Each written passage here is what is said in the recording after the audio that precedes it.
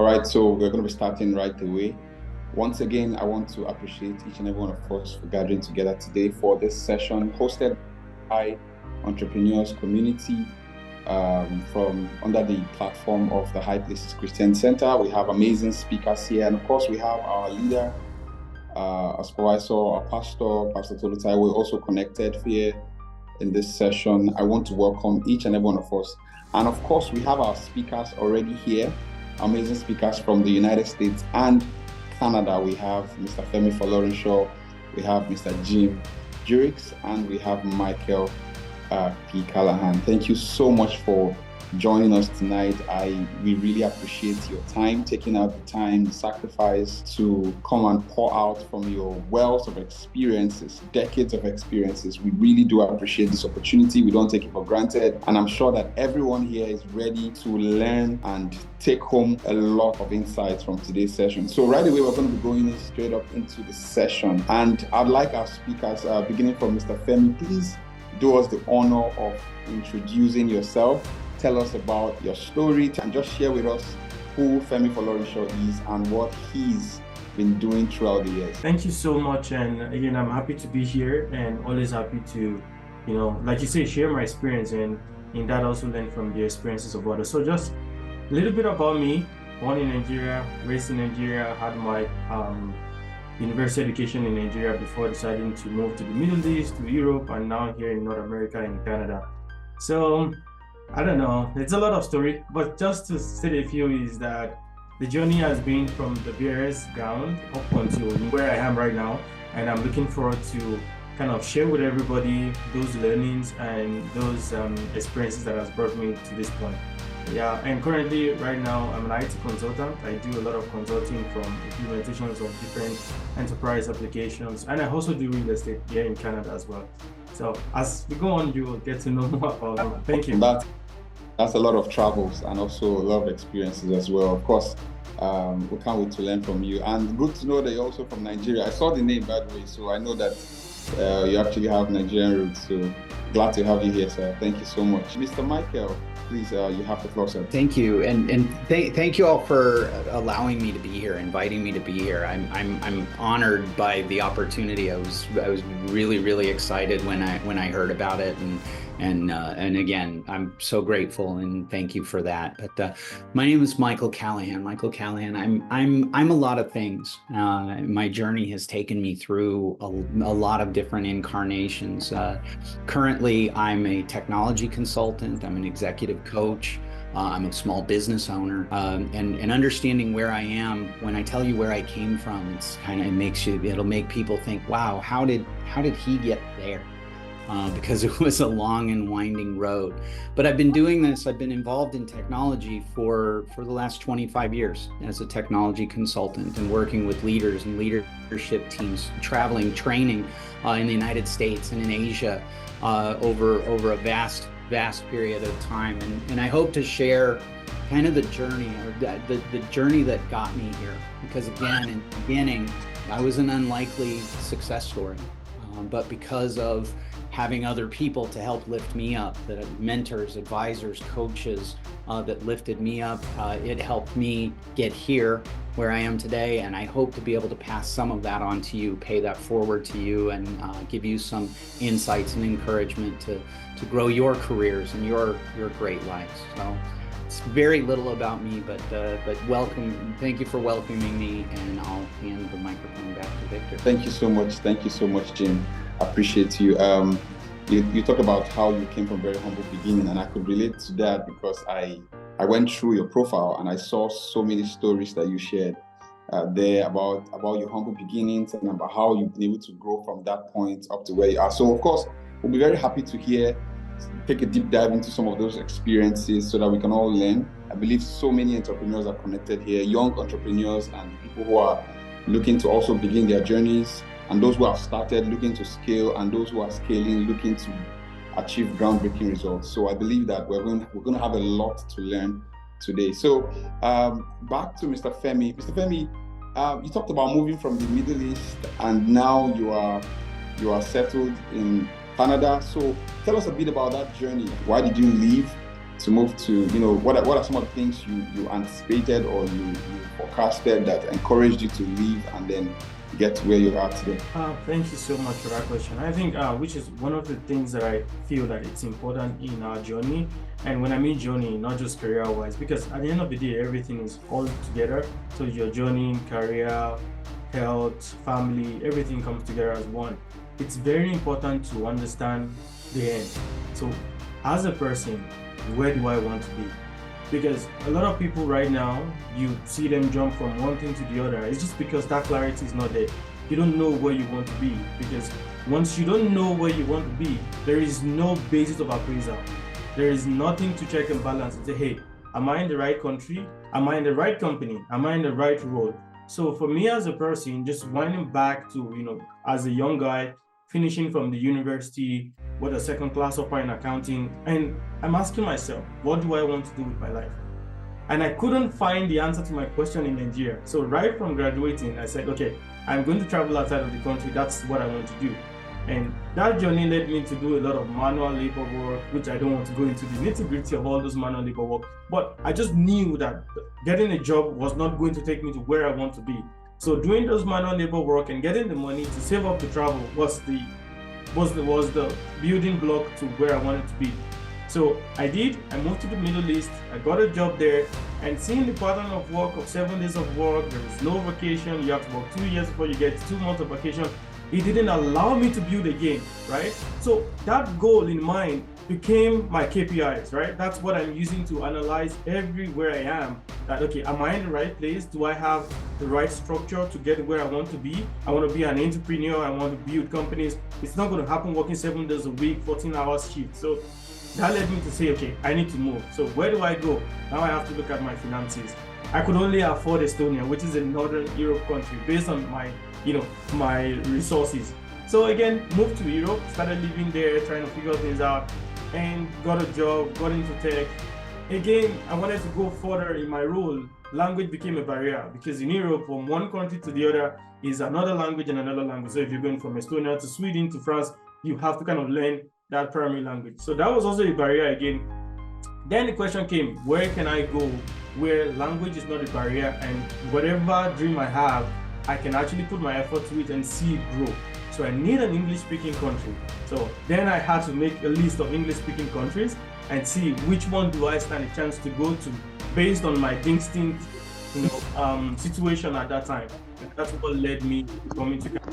All of it is, you cannot make the right decision if you don't know where you want to be, because that should be how your decisions are being structured in terms of the job, your friends, what you're committing your time to. So very importantly, all of this journey has been made possible because at every point in time, I have that end goal to compare and see if where I am at that point is leading me to that place. So that's why you saw all those journey, because I wanted to be in an environment where I can create an enterprise, I can be myself, I can grow in the industry, I can do whatever with those, without those basic limitations of life and those things. So that's kind of like the reason for that journey. Thank you. Awesome. Thank you so much, Mr. Femi. Just for those who are just joining, please do us the honor of muting your mics so that we don't have interferences. Thank you so much. So, Mr. Femi, you spoke about knowing the end goal and how that influences the kind of decisions you make. And I think that's very important, because when you have in mind the end, then it helps you to take the right decisions to take you to that end, right?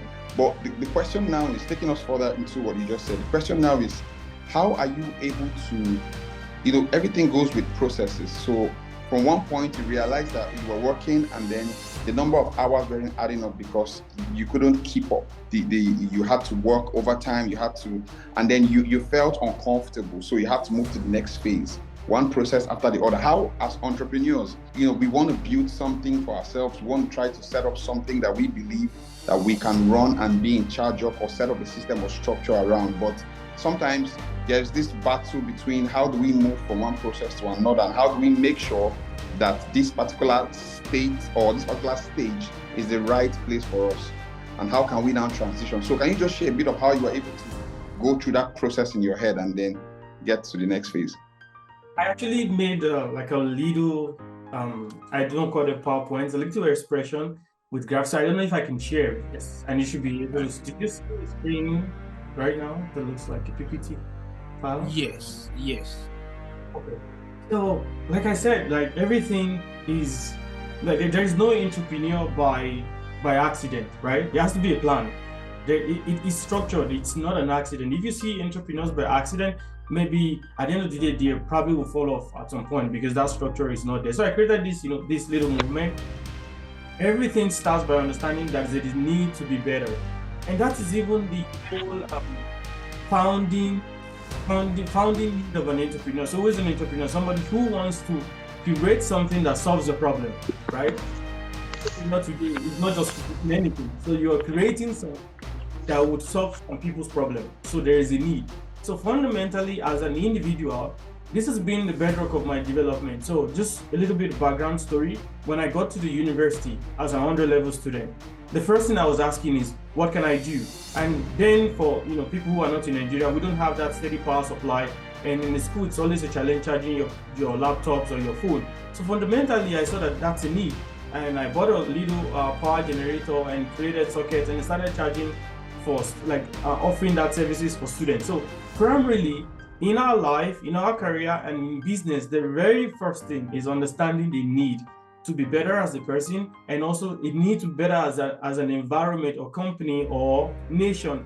That's where you can find that value creation opportunity, right? So when you understand that there's a need to be better, then you can set a big goal. So that big goal could be the service you want to offer, or personally as yourself, where do I want to be? Because I am here right now and I see the limitations that I have as a young guy who just finished university from Nigeria, and I'm getting like salary offerings of, that it couldn't even take care of me. So to get better, I feel like I need to leave the country, I need to go do something else, I need to be in another environment where my work or my expertise and knowledge is being appreciated. So setting a big goal, which as I said earlier, now becomes the framework, right, that guides everything you do. Life is about decisions. In every day, every moment, everything you will be or you will become is tied to how well your decisions are made. And there is no way your decisions can be good if it has no basis on which they are made, which is your goal, right? So set a big goal or a couple of goals, right, that are bigger than you. Like I always say, if the goal is easily achievable, then it's not really a goal, right? Set those couple of goals, and then you start to identify relevant people. So with this one, I will zoom forward to my life in Canada. Moving to Canada, when I got here, there was a lot of advice. Oh, go and do PSW. It's just 3 months training, and you can start working in the health sector. It's $30 an hour, blah, blah, blah. But I knew that was not what I wanted to do. So what did I do? I came to LinkedIn, I went to other individual bodies, and I started looking for mentors. And I got 2 people who took their time to tell me, hey, I've been in Canada for 7 years. This is how the country is. This is what you should focus on. And they advised me that, hey, Femi, you're here permanently. Do not rush. Take your 1 year to build whatever you want to be, and then from there you can scale up. And that was the advice that I took. And moving to Canada, it took me 1 year and 6 months to become a millionaire in Canada. And I came to this country with 5,000 euros of debt, right? This is made possible by that blue box of identifying and connecting with relevant people, because these 2 people gave me that roadmap and say, hey, there's no need to rush. Don't run people's race. Just understand that this is where you are and this is where you want to be, and understand what you need to do within that space to get there. So very important that you need those people who have gone ahead of you. And important to say here, when I talk about identifying and connecting with relevant people, it's not always the successful people. So when I mean successful, it's not that person who's worth $1 million, $2, $3, $4, $5 million. Sometimes people who are still struggling have the best advice for you. So in this point in time, I was also very smart enough to understand that it's not those who are rich that have the best of advice. You just see people who are trying, and you can see that these people are really putting in the effort. They can give you advice as well. So when you identify with these people, what did I do? I created a roadmap that, okay, they've told me that this is what I can do. Of course, I did my due diligence, understanding that this is viable, and I'm going to go with this advice. And I created a roadmap that I'm going to take the next 10, 11 months to build. So what am I going to do? I've been applying for jobs, it's not coming. I'm going to go and do a diploma, and while I do my diploma, I'm going to go into real estate. What do I need to be a real estate agent? I need to do the real estate licensing. can I do both of them together? I do have my 24 hours. Okay, yes, if I'm going to school, how many hours do I need? And if I want to do the real estate, how many hours do I need a day? So I map it out. I say, oh, I still have 12 hours in the day left. Okay, that means I can get a full-time job, but I just need to work from home. So I started looking for full-time jobs that would keep me at home, that would enable me to go to school and do the real estate. So I had to map out that journey, how I wanted it to be, based on the goal that I already identified. So after doing that, my next box says share your plans with people. And what this means is that I don't know if you're married, I don't know if you have kids. One of the things that is important in our life as we try to be better and grow as an entrepreneur, as a person, is there are people that your life is tied with. And if they do not understand the journey, it's very difficult. Like, can you imagine that my dream is, take time 1 year, build myself because I know what I want to achieve. And the people around me don't understand this. It's frustrating because every time you will have to explain why you're taking certain decisions. So wherever you are in life, those people that you know that this journey that I'm about to go will affect them. It could be your parents. So I'm saying, hey, dad, hey, mom, I know that I'm supposed to support you with this amount of money a month, but because of this direction that I'm going, I can no longer do this, but this is what I will do. So making them understand that trajectory that you want to go with so that they don't become your source of pain, right? So I did that. And from that point, having that roadmap, it's just the building phase. That's all we're doing from there. So, and in building, there's an element of staying hungry. And what do I mean by that? So along this line, I finished my diploma, I finished the real estate licensing and got a job. I was already on I was at 10, 11,000 a month in income. At that point, people around you who knew were celebrating me, right? It's like, oh, when did you move to Canada? You're making so much money now. But at that point, to me, it's like, I've not even gotten to where I want to be. Even now, I've not gotten to where I want to be. So staying hungry is one of the most important life of an entrepreneur, because at every level in your life, there are successes and wins to celebrate, but you have to understand the big picture. Because let's say, for example, now you say you're worth like $2-3 million, right? Everybody's like, wow, now you're big, but you know yourself that this is the tiniest of size that you want to be. So you have to stay hungry because, like I said, if you stop growing, you die. Nobody stays in one place. So stay hungry, you keep learning. So keep learning. As an entrepreneur, as a person, I've had the opportunity to work in really big brands in Canada, TD Bank, Deloitte, and some other big energy companies, right? But still, if you know me well, my table is always full of books. I'm always reading, I'm always trying to do something else, I'm always trying to do another certification. I'm always trying to appraise the industry, like tech industry to be specific. What is the changes looking like? What will be the next 5 years in the tech space? What can I do? By the time that changes come, I'm not in a position whereby I have to relearn. I'm already ahead of the curve. I've already done something that would put me in the forefront, of the opportunities that would be available at that time. So it's very important, right, to begin to keep learning. And all of this, like I said, it's tied down to understanding the goal, right? I was talking to my wife 2 days ago and I was like, what would you do if your family had a private jet? I don't have one right now. Right? I can't even afford to pay for a pilot right now. But it's just the mindset thing, right? When you see the big picture, when people celebrate you, you say thank you, obviously, but you're not being clouded by that tiny celebration of what you've done, because all people see is the impossible, but you are like, this is even a building block to where I want to be. So you have to stay hungry, and continuous improvement is a must. There is no the moment you feel like you've arrived and you've gotten there, let's say as an entrepreneur, you're already making 6 figures, and for you, that's success, you will ultimately fall because you don't have that energy to, drive to be better in your business, better as a person, better as a father, better as a colleague or as a friend, even better as an employee, right? So you have to have that mindset to always keep growing, because when you do, that's the only way to success. So, and that puts me to the right point. I crack the shell and explore. So crack the shell is basically, so I'll give you this analogy that when a hen lays an egg, right?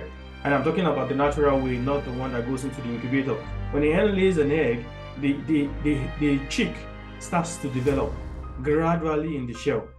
But the only moment that the chick gets to see life, the only moment that the chick gets to have an opportunity to grow, to feed itself, to move itself, it's when it cracks its shell. If a chick remains in that shell, it will die at some point. That's just the life phenomenon. And we as individuals need to identify that shell. So it gets to a point in your life that you've outgrown the current opportunities, and you need to just break out of that yoke and explore, take on bigger challenges, go on bigger exploits. Because if you don't do, your ultimate success in that shell will lead to your death. So that analogy of the chick growing and cracking up the shell to see the bread of life, and now being able to explore on their own, feed themselves, grow big, and even being able to have further more chicks if it's female, right? Is what is very important in our career, in entrepreneurial journey, and even as individuals as well, just personal life. And build a brand. One of the things that I learned from my mentor is people want to be successful. And when you're successful without a brand, it's easy to fall. So branding, when you say branding, it's not that there's a logo somewhere. It's just that you've become a voice in a particular space. You've become a voice in a particular industry, that you've built a name, you've built a reputation.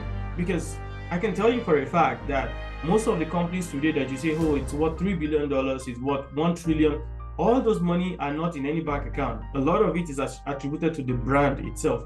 Because you see, just from learning from the whole idea of franchise, right? Where you have KFC selling its franchise to another person, you will have to come up with the money to have the structure, all the workers, but you're paying KFC $600,000 just to call your restaurant KFC, right? That's the power of branding. Because now you can sell your identity without even being there, but just ensuring that, of course, the person continues to carry out a legacy. So that level of success is what most people never get to. Because you can be a successful individual, but without a brand, you really cannot take it out there. So it's very important to build a brand. And building a brand is just basically creating an ecosystem. That's what it means. So your brand is your ideology and your success and journey, but there is no brand without that ecosystem, that you now have like multiple versions of your journey, multiple versions of your ideology in people. That becomes your brand, and that's how you can truly break out of, let's say, the entrepreneurial level, and you're like big out there, you have big companies, you have lots of enterprises that you're running. So it's very important that when you grow to a certain level, you now have to bring people and educate them and grow together as an ecosystem. And it's very, very important. And always in my life, it's very important that you don't think small. So everything you think, it's just the big picture. Your decisions is the big picture. And why is it important? Like I said, that decision making will be the blood of your success. And that's because at every point in time, there will be circumstances and situations that comes to your life as a person and in your business as an entrepreneur.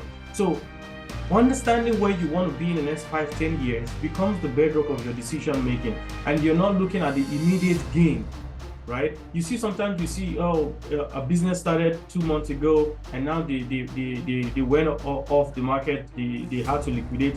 It's because the owner saw that we started this from nothing, now we got funding of $2 million, and all of a sudden they want to ride in the best of cars, or they want to live in the best of penthouses. It's because these people are not thinking big, right? They just see the $2 million as the big money, but you could grow to 2 trillion. If they saw that, then that forces them to push that money into developing their enterprise and growing it to bigger levels, because they know that it can be bigger, right? So it's always important to see the big picture always.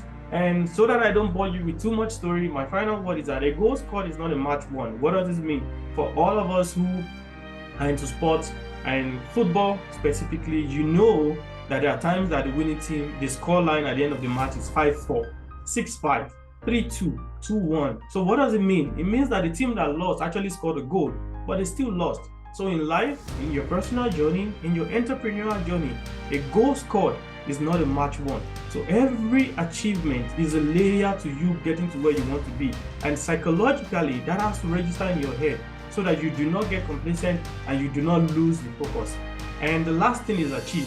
So everything that I've talked about, achievement is like an automation. If you do all of this, it's like we don't need to talk about it because you will achieve. If you go through all these mindsets and ways of developing, achievement is a no-brainer. Like I don't even like to talk about it because the truth is, how rich you get, how influential you get, it's just tied up to the value that you can deliver. And if you've gone through all of these phases and now you become a person of value, money is the least of your worry. Like I will tell you for a fact that if there was a person who called me and said, hey Femi, I want to pay you every day just to have a chance to call you. When I told my wife, to me it was strange that somebody says, I want to pay you to call you anytime, right? But it made me realize that why is he paying? He's not paying because he doesn't have anything to do with his money. But he moved to Canada, by the way, a year ago, and we spoke for the first time. I shared in my journey, this is where I am, this is how I started. And for him, it was like so inspirational. He would want to learn. And he started speaking to me. And he said, so you don't have to pay to speak to me. I can tell you for a fact, he's 1 year in Canada, November. And his life is way more better. I won't compare life, but he's done so much that I never achieved that in 1 year. Just because he was able to connect to somebody who could fire him up, and he had his own plan, and now he's doing good. So just to sum it up, achieving, getting big, becoming rich, becoming influential is just tied down to value.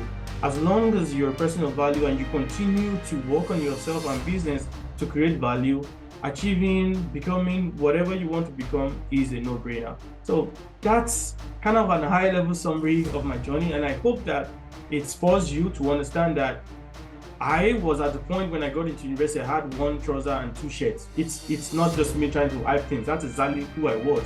Like, I didn't even have a mobile phone, right? But right now, I could buy a first class ticket wherever I want to be. So I'm just giving you that picture that wherever you are right now, you can be anything. You can be anything as long as you have a plan for your life. And every day is an opportunity to get to that goal. And you treat every minute, every second as important as they are, because time is of value. Thank you. Wow. Mr. Femi, I feel like you were actually reading the questions I was going to ask you. And so you were just taking from there and just answering them like right away. Like you just, I can't even start to mention all the things I have written right now. I'm probably going to talk about them at the end, but you really set the motion here. Like this is just the top level, expectation. And I really appreciate the opportunity having to break this down, take us from the beginning up to where you are now. And I think one of the important things you mentioned, which is very crucial here, is that you don't get to a certain point and feel like you have gotten there and it's time to just relax. There's always that level of building and still believing that there is more, because the picture is big and it keeps getting bigger as well. So thank you so much for pouring out all these insights towards the session. But of course, we appreciate you still staying back so that you can still give us so much more. I appreciate you. So yeah, while you were talking, Mr. Jim joined in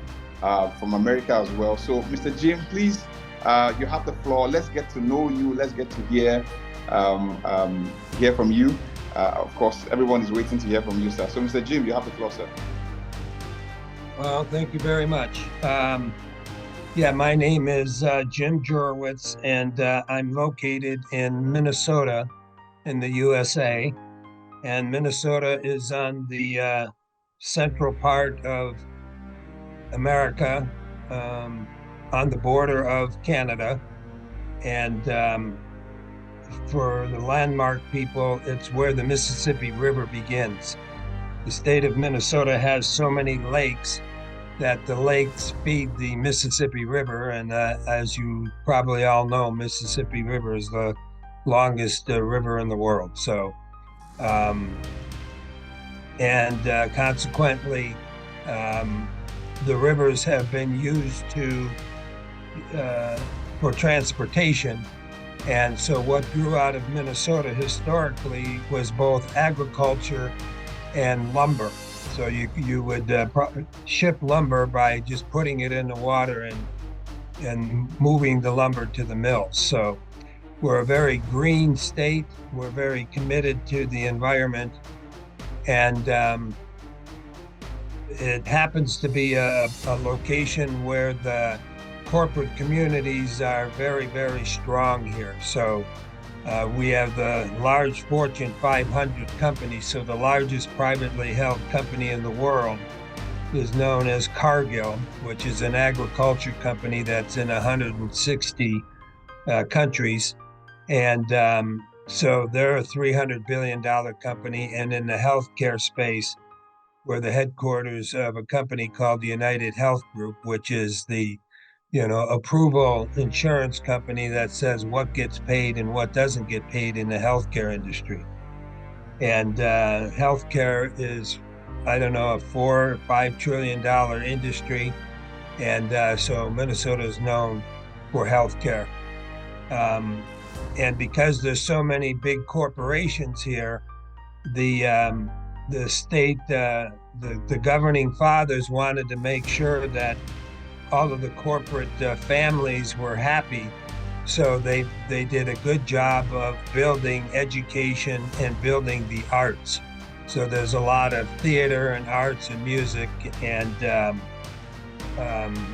our universities and our colleges are all top-rate education.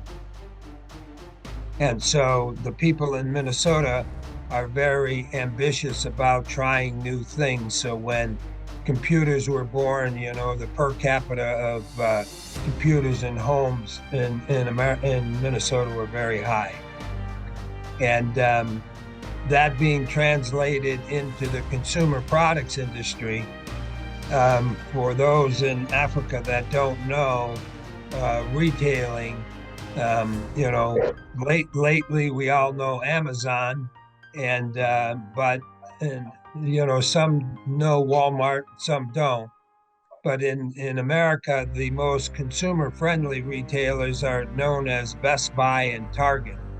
And Best Buy is known worldwide because it's the only really true esoteric electronics company. Best Buy keeps people like Apple and Samsung and all of the Middle East, Far East companies, the electronic companies, in business. Doesn't keep them in business, but it keeps them with legitimate profit partners. So my history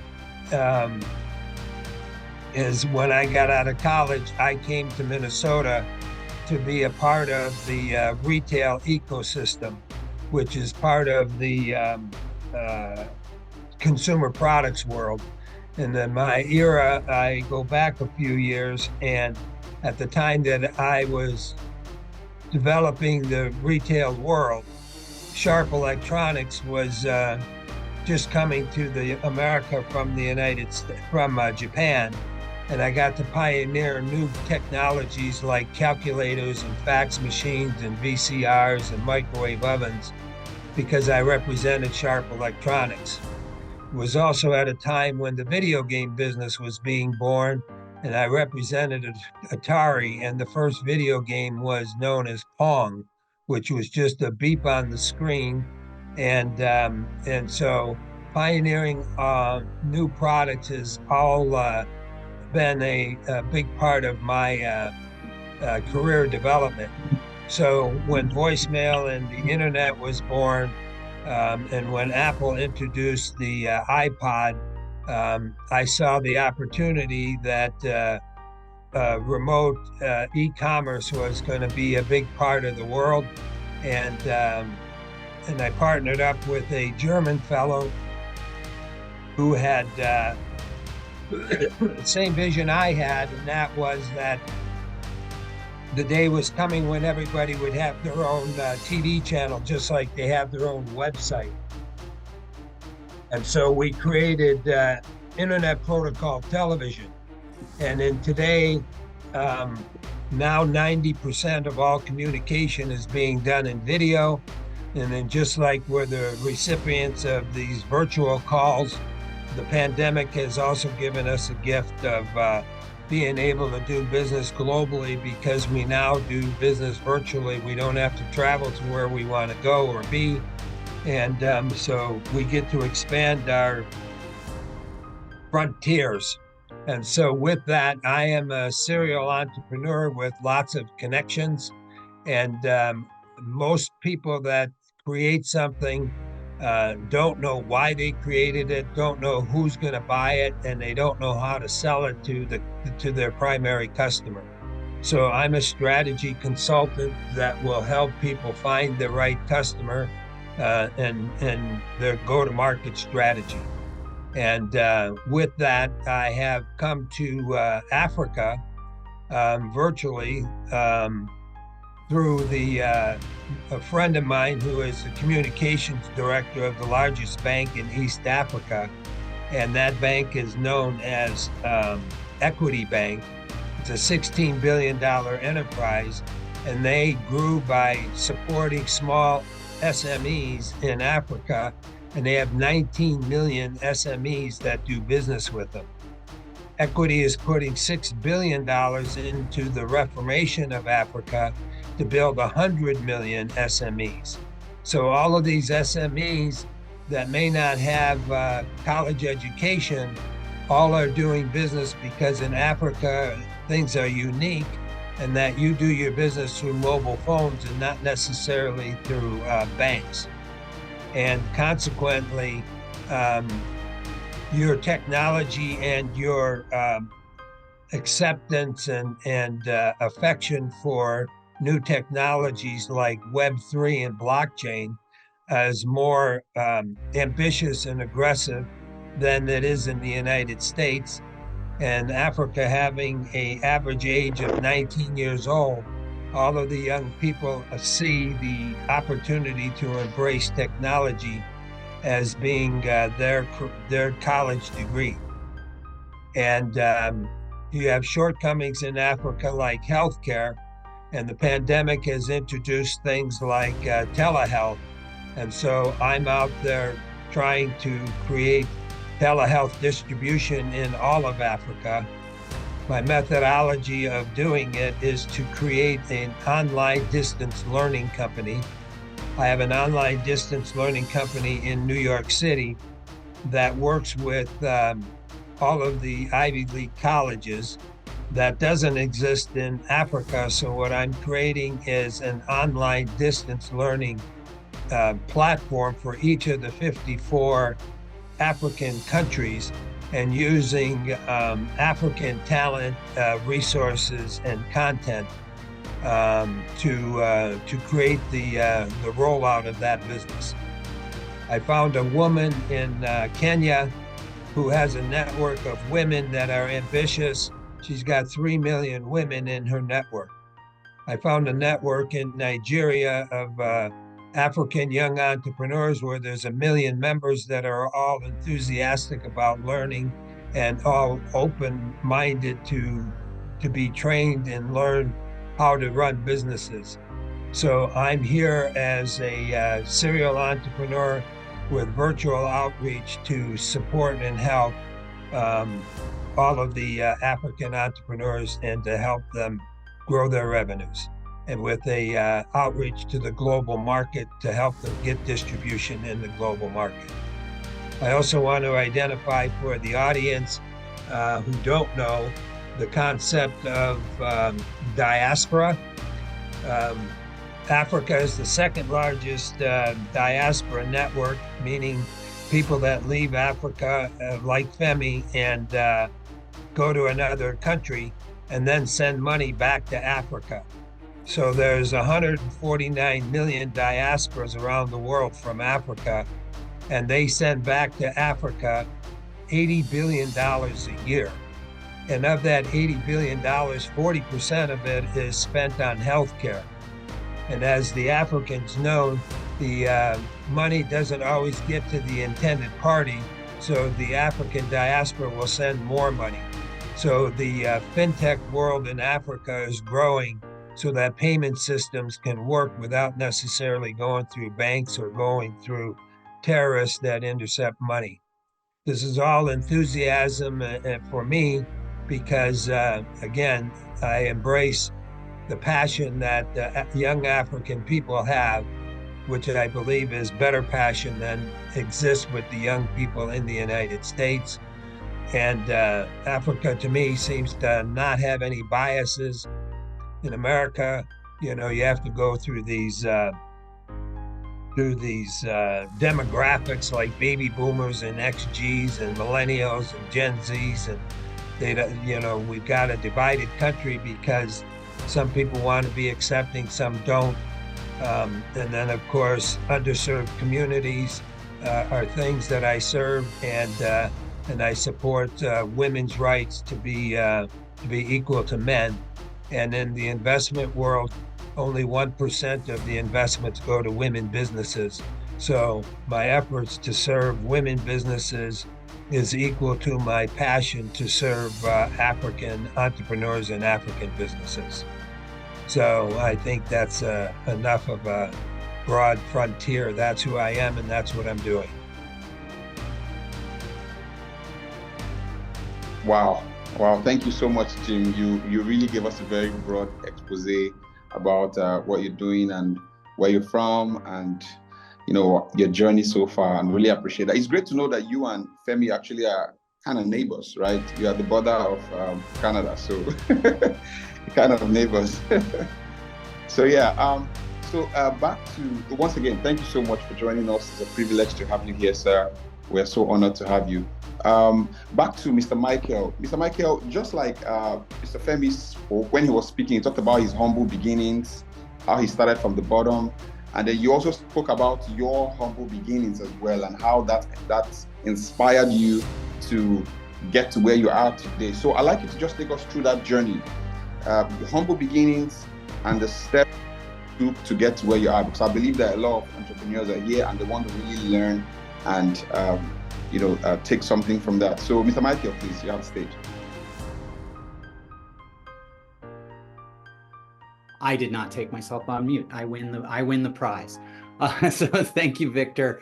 First of all, I'm completely humbled to be on a panel with such amazing entrepreneurs and minds. It's nice to meet you. Second of all, I live in Arizona, which is pretty much the opposite of Minnesota and Canada. It's very warm and sunny here year round, but it's a little bit different. But my journey. Thank you for asking that question, because I came from a place not of privilege, not of wealth, not of being connected.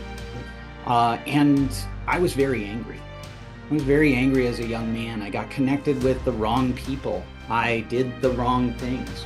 My life was just kind of going nowhere. It was going nowhere. I didn't have I had dreams. Everyone has dreams, but I didn't have vision. I didn't have goals. That went on and on through my college, what should have been my college years. While all of my peers were going and getting their degrees, they were starting families, I was still just kind of wandering in the desert, as it were, because I live in the desert. At a certain point, I found a mentor, a coach, who changed my life and helped to create the person that I've become over the last 30 years. And he taught me a few things. I was very angry. I was very angry with my father. And he taught me that I had to forgive him because he lived the best life that he could. And this was my life. I had to live my life. He taught me that in order to be successful, I had to know what success meant to me. It means something different to every individual. Some people want millions and millions of dollars and they want to be jet setting, traveling, and some people want a simple, humble life where they raise a family that's healthy and safe. And knowing what that is, he taught me to set goals. Femi, thank you for talking about setting a goal. If you don't know where you're going, you're never going to make it to that destination. You're just going to continue to wander. A few of the other lessons that he taught me, because once you have those goals, once you know what that vision is, you have to commit yourself to it. You have to know what it's going to cost, what it's going to take, and you have to commit yourself to those goals. So I set some goals. I said, you know what? I think I want to be in IT. I hadn't finished college. I had a few credits at a community college here in Arizona. Again, I'd never really worked in IT. Computers were the internet was relatively new at the time. But I set a goal and I went out and I started reading books and I taught myself how to build computers. And so then I learned another lesson. My mentor, he shared a quote with me by a Stoic philosopher, by Seneca. And that quote is that luck is when preparation meets opportunity. And so every day I prepared because I wanted to be in IT. I learned what I could. I ate it up. And when I saw the chance for an opportunity, I asked. The company I was working for, a small company, we were farming out to a company to build computers. And they said, you know, I can build those computers. I could do it cheaper. Why don't you let me do it? And the leadership said, okay, give it a try. I didn't know if I was gonna be able to do it. I felt capable, I felt competent, but I did. And from there, I decided I'm gonna learn networking. So I poured myself into it. And when we needed a new Exchange server set up, I said, hey, why don't you let me do it? And I did, and I got that done. So preparation met opportunity. I had to find opportunity. Opportunity will be there for you, but sometimes you have to remember to ask. Further on in my career, I continued to evolve. Because networking, that's okay. I think I want to be a developer. I want to create things. And so I taught myself how to write code. I read a book. It was called Learn C++ in 24 hours. I went through that and I did the exercises and I practiced and I practiced and I practiced, and I went out and I started applying for jobs. Eventually, I found a job, someone who would take a chance. I asked and I had prepared and I got a job, and I stayed with that company for quite a while. I moved up the ladder. I was a developer. I was a senior developer. I was a manager. I was a director. All because I kept the goals. I kept moving towards the goals. And when I saw opportunity, I asked. Now, from there, I don't need to give you my full CV, but my career has continued to progress. I became a consultant. I've traveled. I've done all of that. And now I've entered a new phase where I have a new goal, which is about giving back. Because when I first talked about living the life that I wanted to lead, it culminated with, and give back so others can learn from what I learned. So again, the big thing about it is, and it is great for an entrepreneur. You have this vision. You have to have a vision of everything that you do. You have to have goals. You have to be able to break those goals down. You need to be able to move towards the vision, and you have to seek out opportunity and be ready for it when it's there. The last thing that I would leave you with this is, some days that's hard. Some days you can be rejected so many times and start to feel down on yourself. And some days you just don't want to do it. I don't want to move forward. But the last lesson that I learned from that mentor 30 years ago was, you just keep moving forward, right? Just keep moving forward every single day. If all you do is one small action, if it moves you closer to that goal, you've accomplished something. Seek out those opportunities, ask, and be ready. Be ready when they come. So, from my background, that is what I've carried with me all these years. And that's what I would like to, impart on you as a group, is that everybody is capable of accomplishing great things. You have to understand what great things mean to you, because they may not mean the same thing as the person next to you. But follow those tenets of understand your goals, keep chasing, keep asking, be ready, and just every day, just keep moving forward. Those are the lessons that I learned, which has brought me to where I am today. Wow.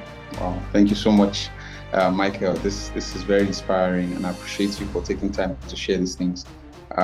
Please, once again, if you have questions, please, you can put them in the chat box so that we can, take those questions. Mr. Femi, Jim, Michael, sharing deep insights here, and I don't want them to go without answering tons of questions that we have in your journey. So please put your questions in the comment section, in the chat box, so that we can all pick them from there. So back to Mr. Femi.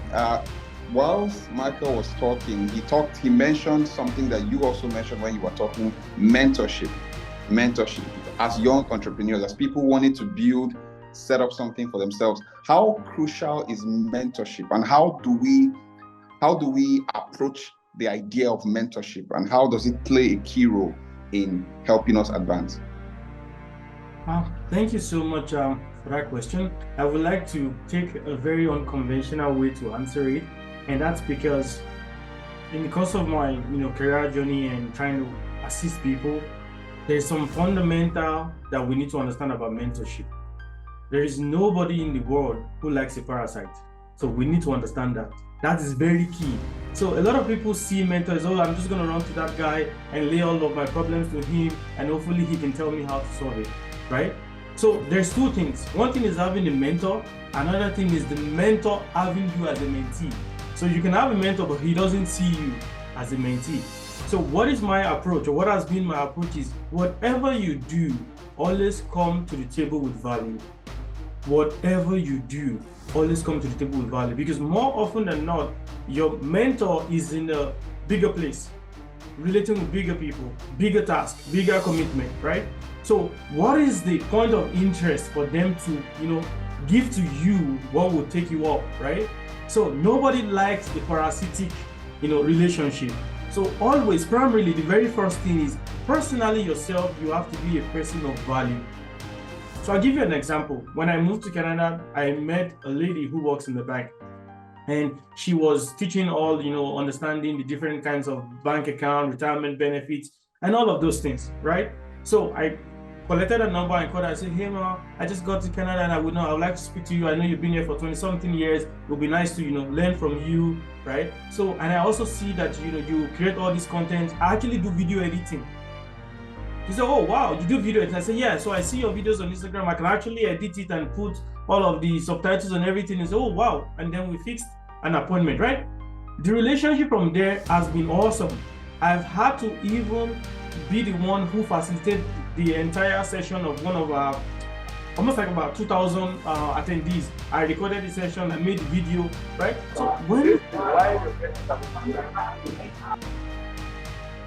So when you're looking for that mentor, right? Like I said, it's one thing to look for the person, and it's another thing for the person to be really interested in you, because you cannot get much from that person if that person is not really interested in you. And the only point of interest in you is seeing you as the person of value, seeing you as somebody who is not just coming to feed off them, but in their own little way, they can say, hey, Michael, can you help me with this? Or Michael, do you know what this is? Everybody at that particular point in time got there with some work, some orchestrated journey that they had to put a lot into it. So they always want to give to those people who they can at least say, this is what value I can get. They might not need that value in 10 years. They might not even need you to do anything in 15 years. But primarily, in their mind, they know that this person is of this value, and that forces them to be committed to you. So they give their time, they give their energy. You see some mentors that you're not even the one calling the mentor, say, hey, there's this opportunity I would like you to take. How is the mentor having the mindset, or having that thought to reach out to you? It's because your value is radiating in his view. He sees that you're a person of value, and when he sees something, he wants to connect with you and give it to you. So that's very, very key in mentorship. It's not just about looking for that person who is successful or that person who is where you want to go to. From your own self, what value can I give to this person? And you have to propagate it. So it's not just having the value, but you have to propagate it. So I went to that woman in that particular phone call and say, hey, I can do this for you because I know you do this. And she was interested.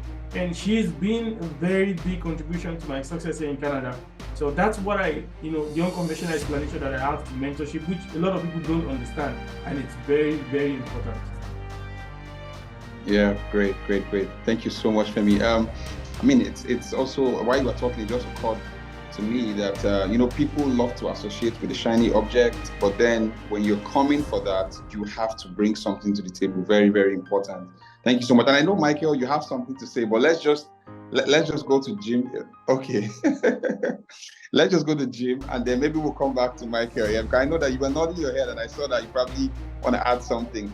But Jim, while you were talking, as a serial entrepreneur, as someone who has started lots of startups across borders, Africa, other parts of the world, I'm curious, why specific interest in Africa? Because you have so much statistics, so much information about the African landscape and the business ecosystem. How did you How did you uncover that particular industry, and how did you feel about exploring Africa? Well, like every entrepreneur, you seek the land of opportunity, or where does the best opportunity exist? And in my opinion, Africa is going to be the fastest growing economy for the next 60 years. So I also see that there isn't a whole lot of competition there, and the ability to enter the market, there isn't a big barrier to enter the market.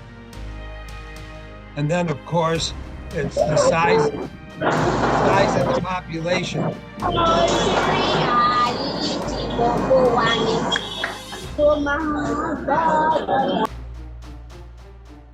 Sorry about that, Jim. Apologies. Yeah. So it's the size of the opportunity. So again, the reflection is I come from an agriculture an agriculture region. When you go into the DRC is importing 80% of their food, and they're farming only 10% of their land. And if they were to farm their own land, they would be able to solve global food problems, like when the Russians cut off the Ukraine for the grain, the DRC could very easily grow that grain and solve that problem.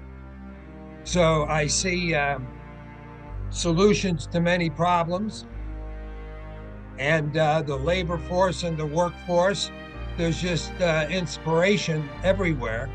And as a people and a culture, I just don't see you as being contaminated by material world. And so I see warmth and love and sharing.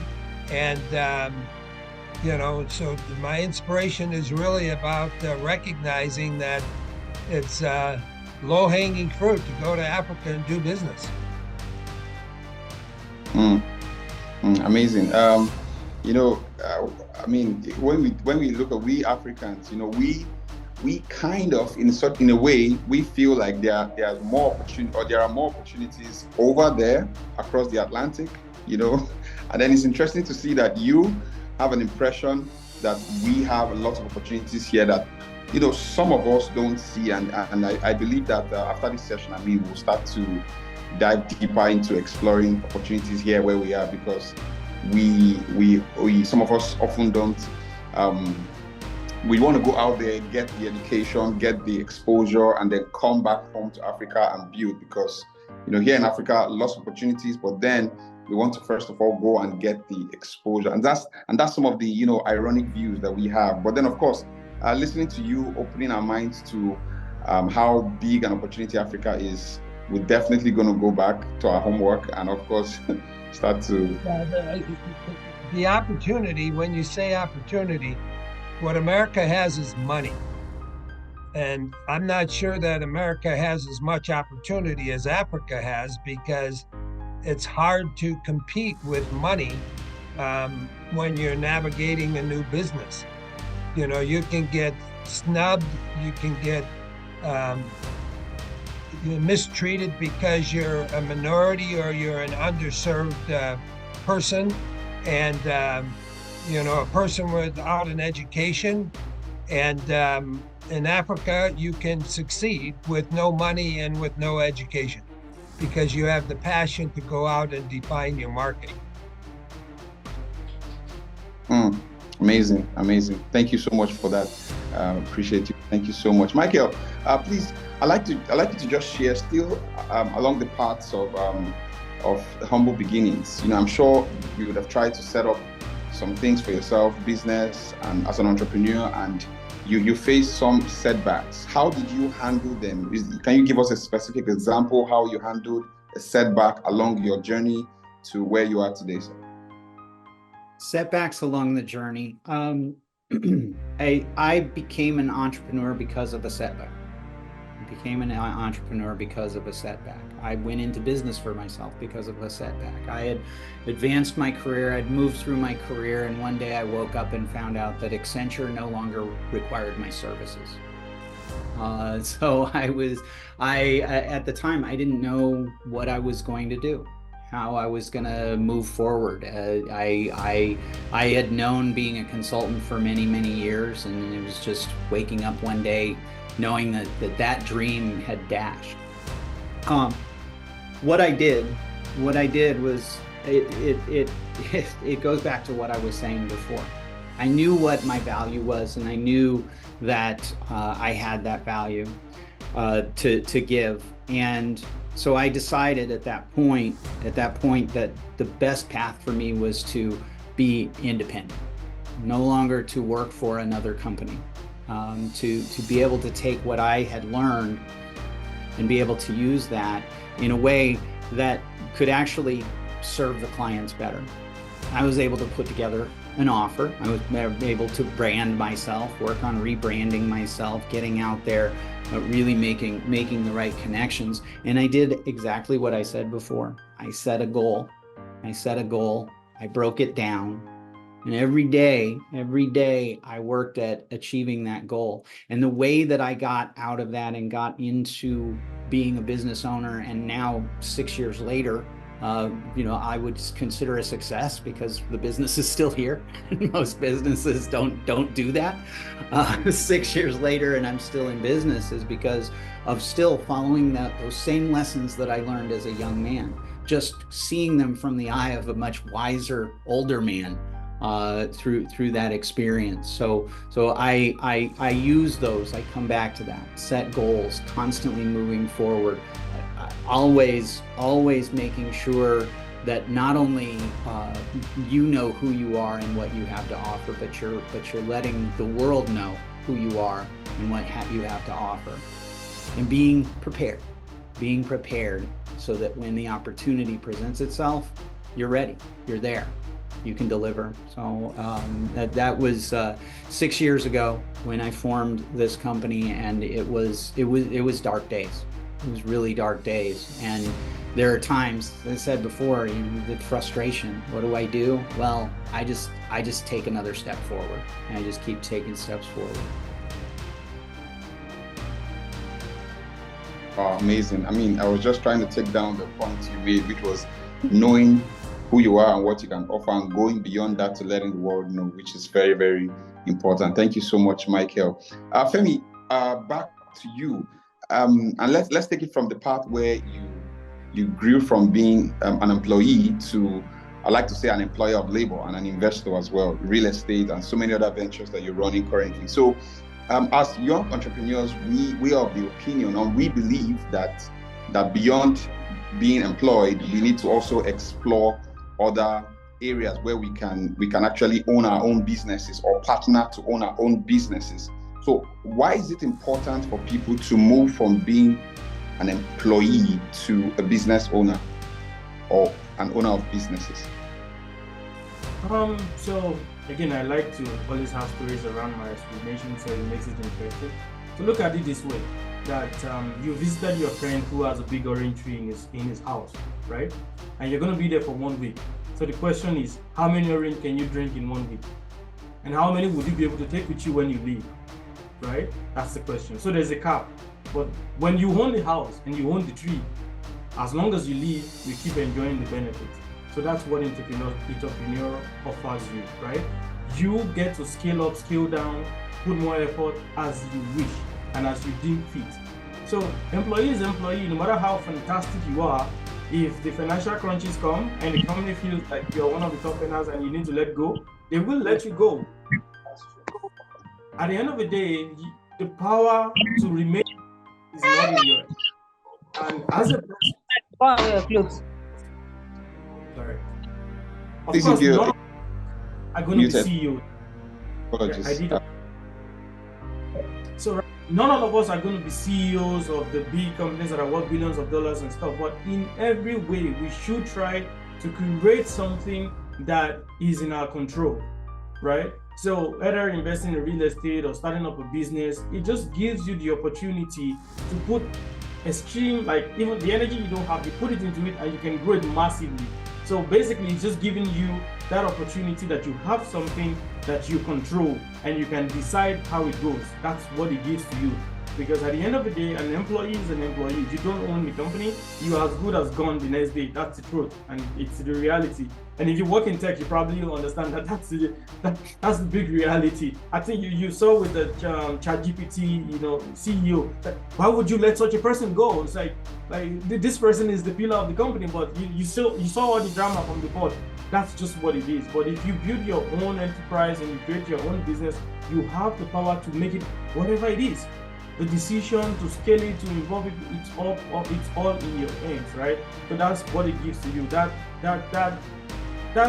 would I say? The satisfaction to just curate your own thing and build it to where you want it to be. That's what it gives to you, and it takes you away from someone else's decision. So let's say, for example, and it's the same with owning a house and renting a house. So if I rented a house to you, I can tell you my daughter is coming back to Canada in the next 3 days. That I'm sorry, you have to leave. There's nothing you can do. All you can do to me is fight me from the law. Says, oh, I need to give you 2 months, but eventually the 2 months will come and you need to leave. So just that control over your own is why it's very important to build something. It doesn't have to be a mega business if you don't have that flair and strength to do it, but at least build something that you become the one who decides what happens. Wow. My God, these are very deep insights. Thank you so much, Femi. Jim, back to you. When it comes to entrepreneurship, you are very experienced. You have loads of experiences in this industry.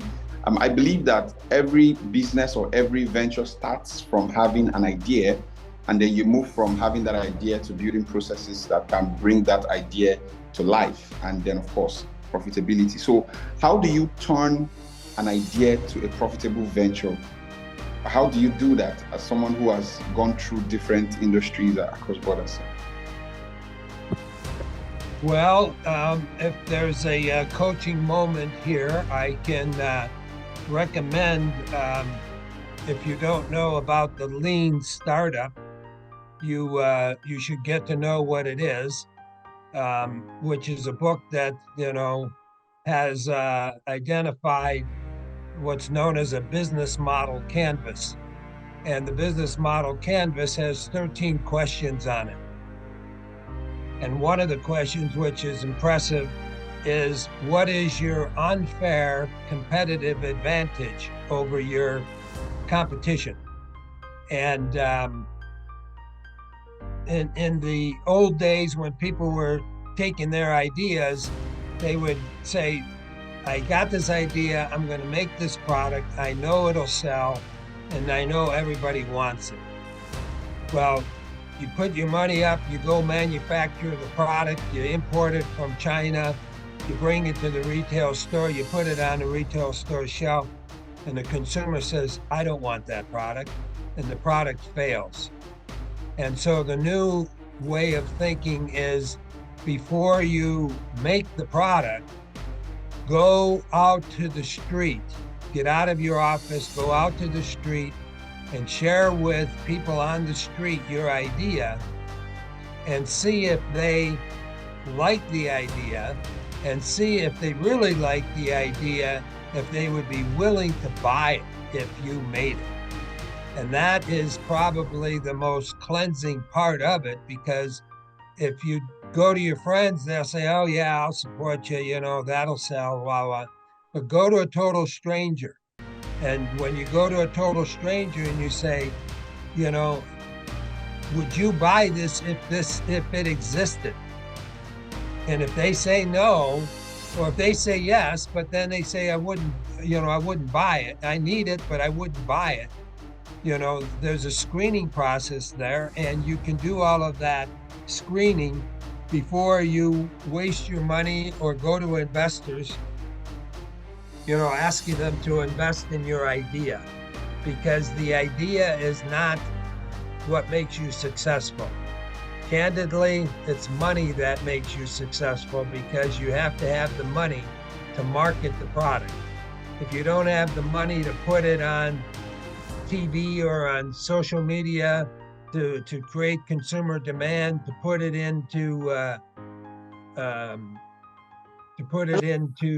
Amazon, then you're kidding yourself that your idea is good. Wow, Jim, I just love the way you just hit the punchline at the end, and thank you so much for that. Ideas don't necessarily make you successful. Money does, and there's so much that goes into getting businesses to move with the wheels of money. Yeah. So thank you so much, Michael. Back to you, of course. And so, um, this is just a thought running through my mind right now, right? So on the ground, we have many people playing around, right? And people have this dream, like Femi mentioned in the beginning, that they want to be successful, they want to be rich, they want to be wealthy, and they know, some of them even know that it starts with probably building a business or having a business or running a business, being an investor. But getting to the top, for some people, when they get to the average point or when they get to the intermediate level, they're okay, right? There's no need to dream bigger. There's no need to do anything extraordinary. I can feed myself. I can feed my family. That's okay. But then, and for them, that's success, which Femi mentioned. But then, how do we move from that level of thought and go deeper or go higher to become extremely successful so that we can become a reference point to other people, the generation behind and other? How do we move from the ladder, from the ground where we have people playing around, move to the intermediate level and then go to the top? Thank you for that question. That's a deep question. How do you move from the intermediate to the top? And I'll tell you this, that part of it is I'll say to keep the hunger and make sure that that's what you value. Right? Make sure that that's what you value, because the reality is that there's a cost. Right? And you're going to have to make a decision along the way, which is, we can, I can go out and look and I see somebody's driving by in a brand new Lamborghini and I can say, wow, that person, he's driving a Lamborghini. I wish I was going to drive a Lamborghini, or I was driving a Lamborghini. But that person that owns that Lamborghini had to live a certain lifestyle. They had to learn a certain life. They had to make sacrifices that maybe I didn't to get where I am. So being envious of somebody that has something, well, I chose not to do that. You ask, how does somebody go from being in the middle, being comfortable, being in the middle and being able to advance? First of all, know what it's going to take. First, you have to know what it's going to cost. What is the cost to get there? And if that aligns with your values, if that aligns with your dreams, you have to every day pay that cost. You have to pay that cost every single day. If it means long hours, if it means weekends, if it means weeks away from your family because you're traveling, that's the cost that you are willing to pay. Those people that remain successful is because they decided it was worth it for them to continue to pay that cost to get there.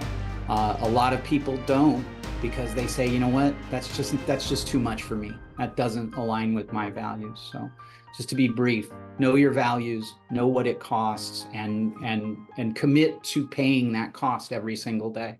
Thank you, Michael. Thank you. Talking about know your values, Femi, you moved from being you were in debt, and then you moved from that point to becoming very successful. And I'd like you to just share with us, was it along that journey, was it a value thing? What inspired you to move from someone who was in debt, which almost everybody is afraid of? Like, I don't want to be in debt because that is very bad and I should avoid it by all means. Of course, knowing that even businesses actually use debt, some of them equity. But then how did you move from that point to becoming this successful? Because you mentioned at the beginning that you moved from owing about 5,000 pounds, euros to where you are now. I don't want to mention the figure right now. So, thank you for that. And again, I'm more of the person who goes back into the roots, because I feel like when you solve that underlying problem, the end is just obvious, it will happen. So just like Michael said, right, there's always a trade-off, right? And when you want to move from average to being super successful, you have to understand that what you need to do, and then see that if that thing actually resonates with your belief, your ideology, and all of those things. So fundamentally, one thing is very, very important, and the truth is, you are on the top of the ocean with no rescue ship. That's my life philosophy. So nobody will save you except yourself, right? Understanding this is the beginning of your progress. So I had, successful uncles, successful people that I could, always tie my success to and say, hey, I'll call that person, I'll do that person. No. So fundamentally, the first thing is to know that you are your own savior. When you do this, it helps you to map out how you want to approach things. So from moving from debt to building in Canada and having equity, owning properties, how did I orchestrate that journey? Like life is about sacrifice. So one of the sacrifices, when I was in Europe, I moved around, went to about 18, 20 countries in my life in Europe because it was cheaper and easier to travel around Europe. But moving to Canada, first thing I said is, hey, 3 years I'm not jumping on a plane outside of this country. That was already a decision, right? Because I felt like I need time to build and to get things together in structure. And one of the sacrifices is, hey, I can buy a new shoe, I can buy a new shirt because I know I have debt, right? And it's fundamental with my connection with my goal. So I'm not celebrating what others are celebrating. Oh, this person has this white party, everybody else come in a white shirt and white trouser. I don't have any white shirt and white trouser, and I'm not going to the market to buy it because I want to go to your party. So just understanding that and putting those restrictions, like Michael said, that is a price, right? To get to that place and gradually pay off the debt and then save some money, start, building from there. Above all of these stories, not to just drag it longer, is to understand that you cannot do the same thing every day and expect a different result. So there has to be a time where you will have to understand, what do I need to do? And you will then commit to it. Like I always say, nobody should be more hyped about your journey than you are. So you know where you want to go and you know the sacrifices that you have to pay to get there, and you will do it. So right now, I could afford to go anywhere, and somebody says, hey, let's go to the Maldives tomorrow. Like, it's not the money, it's the time that I will leave whatever I'm building to be on the way to Maldives and spend 1 week in Maldives. It's not the money. The money is there, I can afford the flight. So always, as a person, you have to be very analytical and understand what's going on in your life, what do you want to be, and a series of tasks, actions that needs to be done to get you to that point, right? It's not going to be rosy. If it was rosy, everybody would have it. That's how it is. So that's just how I was able to. Of course, there was a lot of work there. I can tell you, I did a lot of work. I worked with Canada Census, where I was going from house to house, counting how many people live there, right? Again, you have to do whatever you should do legally, to get you to where you want to be, right? So that's my journey. Amazing. Thank you so much.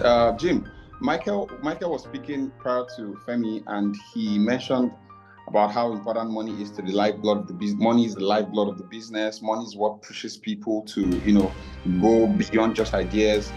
But what would you say when it comes to raising funding for businesses, startups? I'm sure there are different ways you can raise funding, especially as young entrepreneurs, people who are just dipping their feet into the industry. What's the fundraising path? Can you help us with that? Well, the fundraising path has changed. And what we have today that we didn't have in the past is we have things known as accelerators and incubators, where you can go and have your idea invested in a small way. Somebody can put $100,000 into your company and coach you for 4 months to help you attract larger money. And that methodology is so prolific, it's everywhere. Money through venture capitalists, all has a personality. So you have to find the right personality that matches up with your strategy or your idea or the market you're pursuing. There's a big reality that people don't realize, and that is all investors will invest in multiple things, and they rely on their portfolio of 10 companies. And they know that out of their 10 companies, 8 of them are going to fail. They just don't know which 8 is going to fail. So they're hoping that the two that succeed will make up for the losses that you have in the 8 companies that fail. So when you're dealing with a mindset of investors, you need to realize that the investor isn't smarter than you. They just have money that they can help support you. And what they want to know more so about the idea is that, are you the right person to lead them into success? Because they're going to bet on you more than they're going to bet on their idea. If they don't believe that you can drive the train, no matter how good your idea is, they're not going to invest in you because they don't believe that you're the right person to drive the business. So those are all considerations that you need to think about before you even go out and ask for money. And that is, match your personality up with the person you're going to feel comfortable with. And I would say, in my recommendation, after going through all of that, is that I feel more comfortable with private equity money than I do venture capital money. Because with venture capital money, venture capitalists put their money in. They don't care whether you're successful or not. What they want to know is how soon they can get 10x plus out of their money, and they're going to be on your case to, when are you selling the company, and so that I can get my 10x out of the deal. So they're not going to be fair evaluating you or being a good partner with you. All they care about is the return on their investment. And that, again, is the mindset of a venture capitalist. Amazing insights from you. Really appreciate having that in mind when it comes to raising funds and the things that the entrepreneur needs to know. Appreciate that. Femi, you want to add something? Yeah, and thanks, Jim, for that. And it's like Jim said, it's very important that sometimes there are dimensions to this, right? Depending on what level that you are, and depending on the source, the type of funds that you're looking for. So I just wanted to add, going back to when you're trying to grow, when you need the minimum money, when you are not in that conversation with venture capitalists and all of those things, right? It's very important that as a person, you build that trustable brand. And I will tell you how that has helped me, right? I wanted to buy an investment property that I needed about over $100,000 to achieve. I don't have that cash, but I see that this is a good deal. When I pick up my phone, hey, can I get 15,000 from you because I know he has? Okay, when do you need it? I need this up. Okay, send me your account number. So I was on a phone call and my wife was beside me, was like, why did he ask you to send an account number? Like, why is this person not afraid? Right? It's because the person just sees you based on your, like, how you've lived your life, the things they know about you, and the person is not flinching. They don't have any fears to give you that money.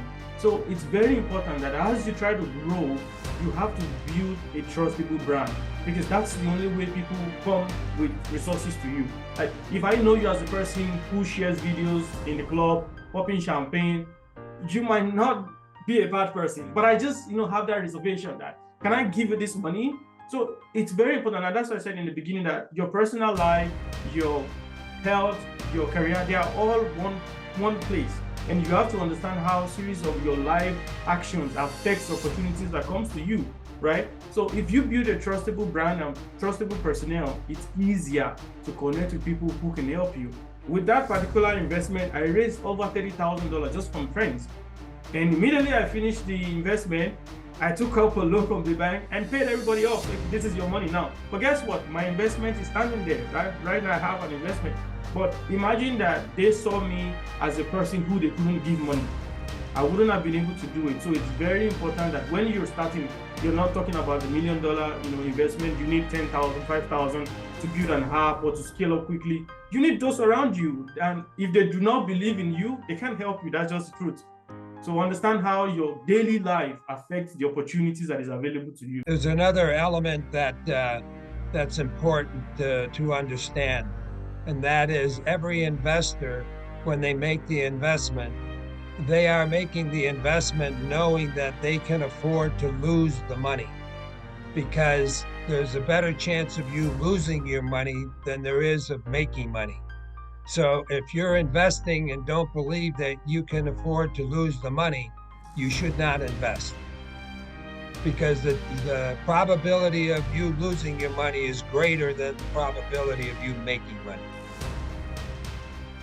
Wow, amazing. Ms. Michael, I'm sure you want to add something to that.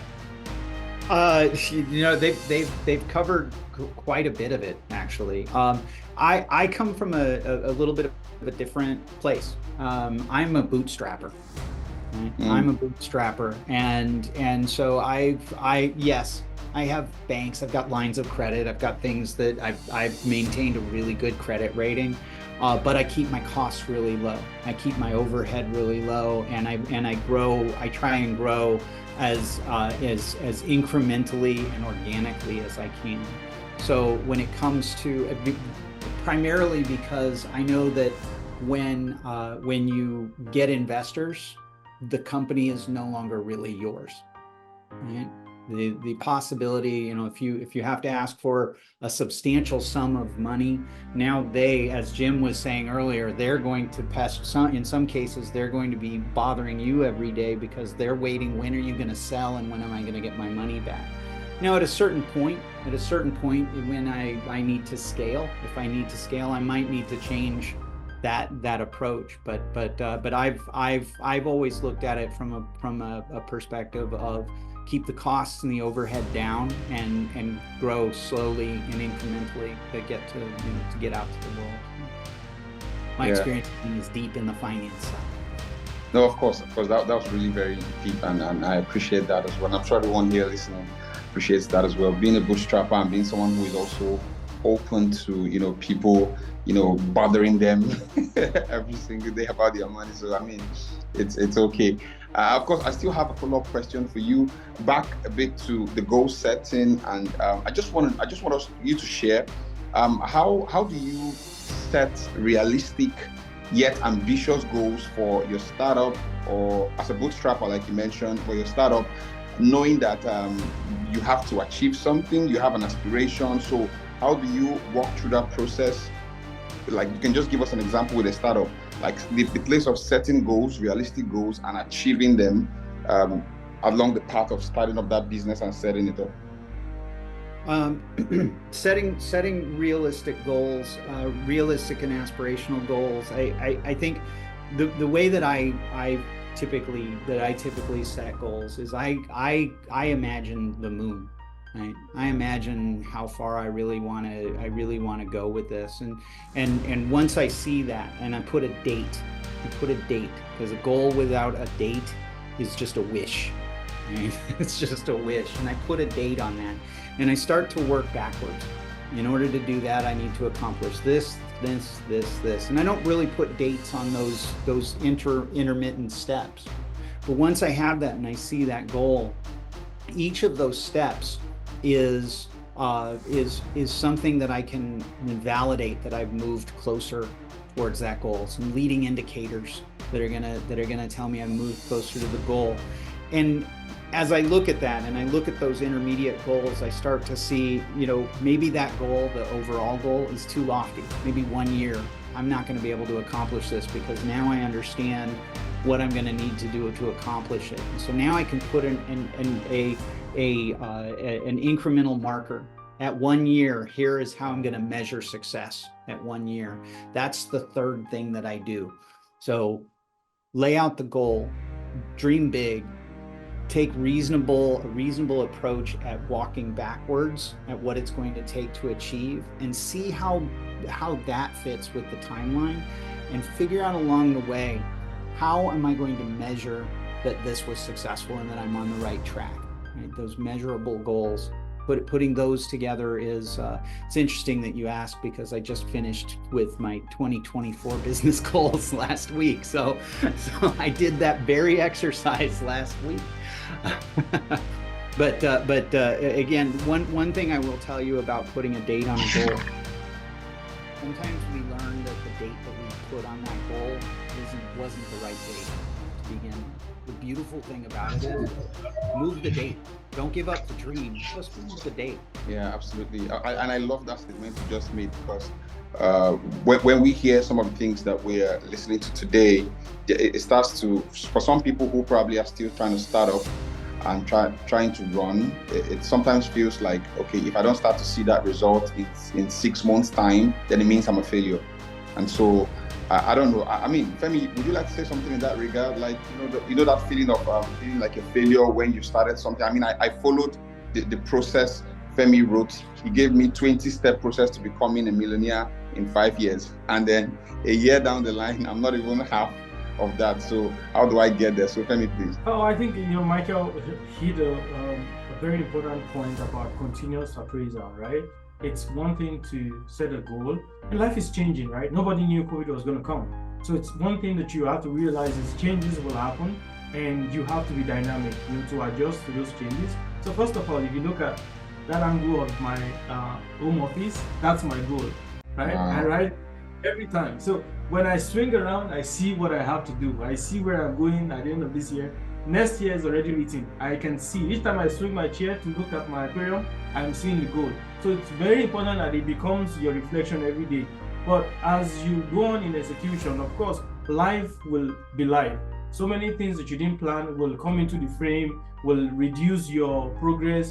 So you have to be that person who is adaptive, right? See the current condition, see how you can, amend things. And very importantly, do not be afraid to change approach and path, because sometimes we get so focused on I want to do it this way, and even when it's not working, you're just zoned in on that way. Be flexible enough to learn other ways of getting to the destination, right? So let's say my plan is I want to be a millionaire, and the only way I envision it is that I want to be able to build software, and I'm going to go and learn software development.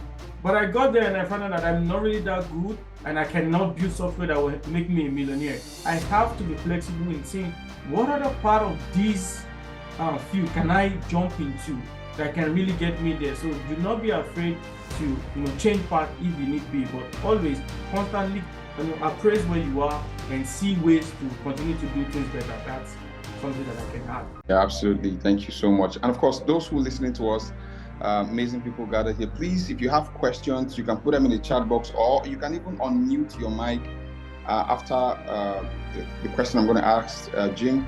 You can unmute your mic and also ask your questions. I'm sure you have a lot of questions in your heart, and I'm also sure that some of the questions in your heart have been answered, because trust me, we've had really an amazing session here, and I'm so excited. So yeah, Jim, you spoke about how you have been able to connect with people in different parts of the world, establish ventures, businesses, crossing borders. And I just want you to just share with us, how were you able to find the right talents? How were you able to find the right people, the right individuals who are going to be like the system that would run these processes for you?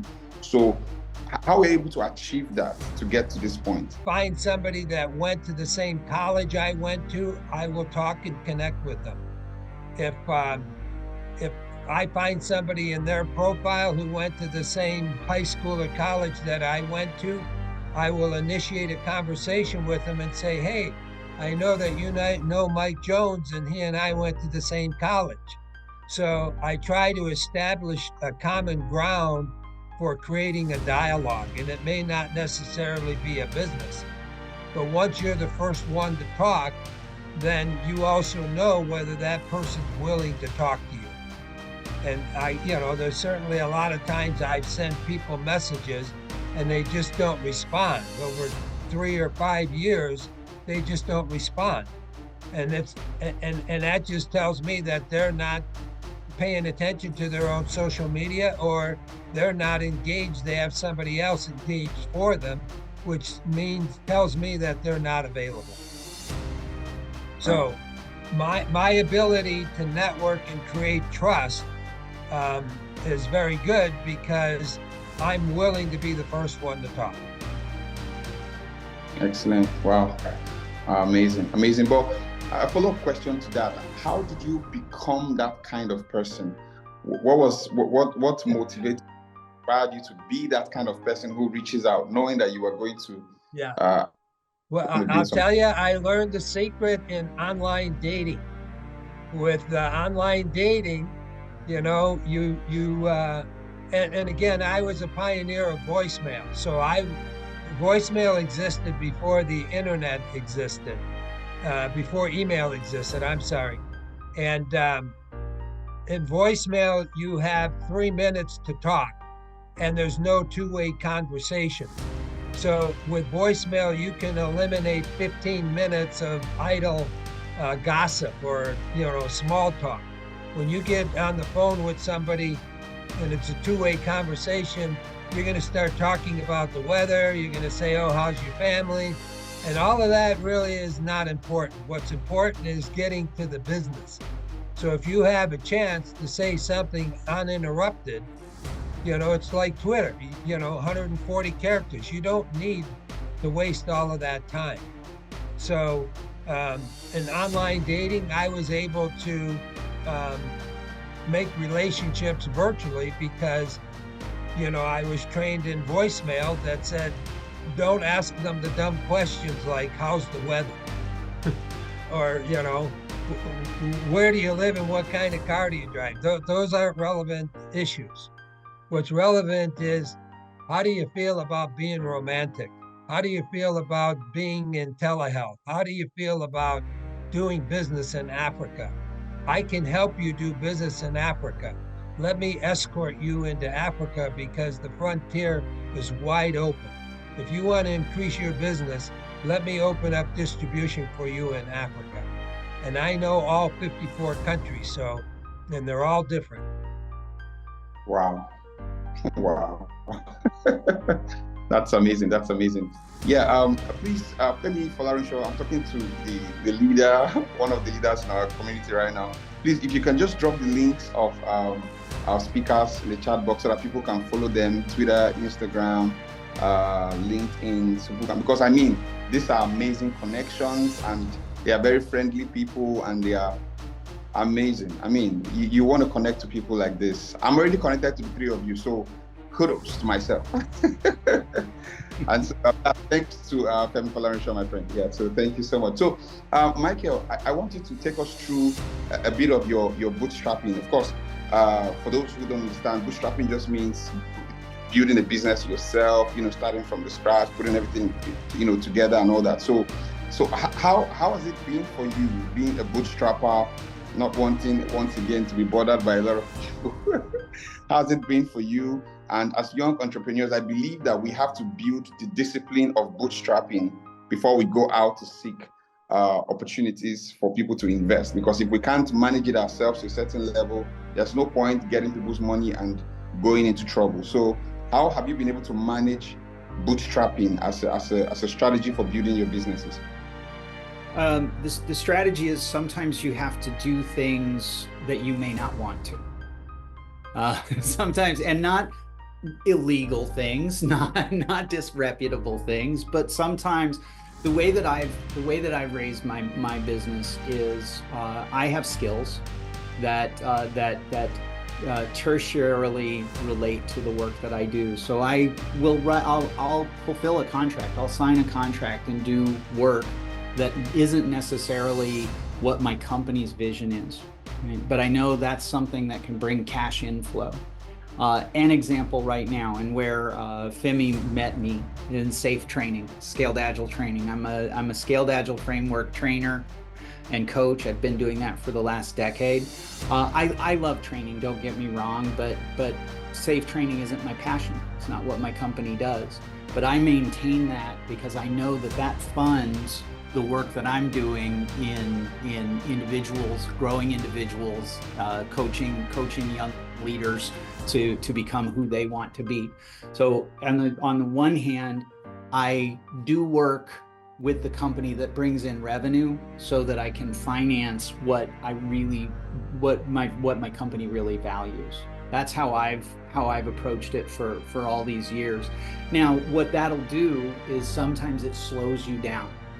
Sometimes it slows you down because if I get a big contract and I have to spend 6 months, 40 plus hours a week sitting at a client site doing the work, I might have to work more late nights. I might have to work more weekends on making my vision a reality.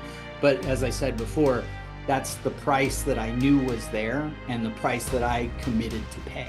So for me, it's don't be afraid to diversify, even if something isn't what is your core competency. As long as it's bringing revenue in, it can finance the things that you really want to do.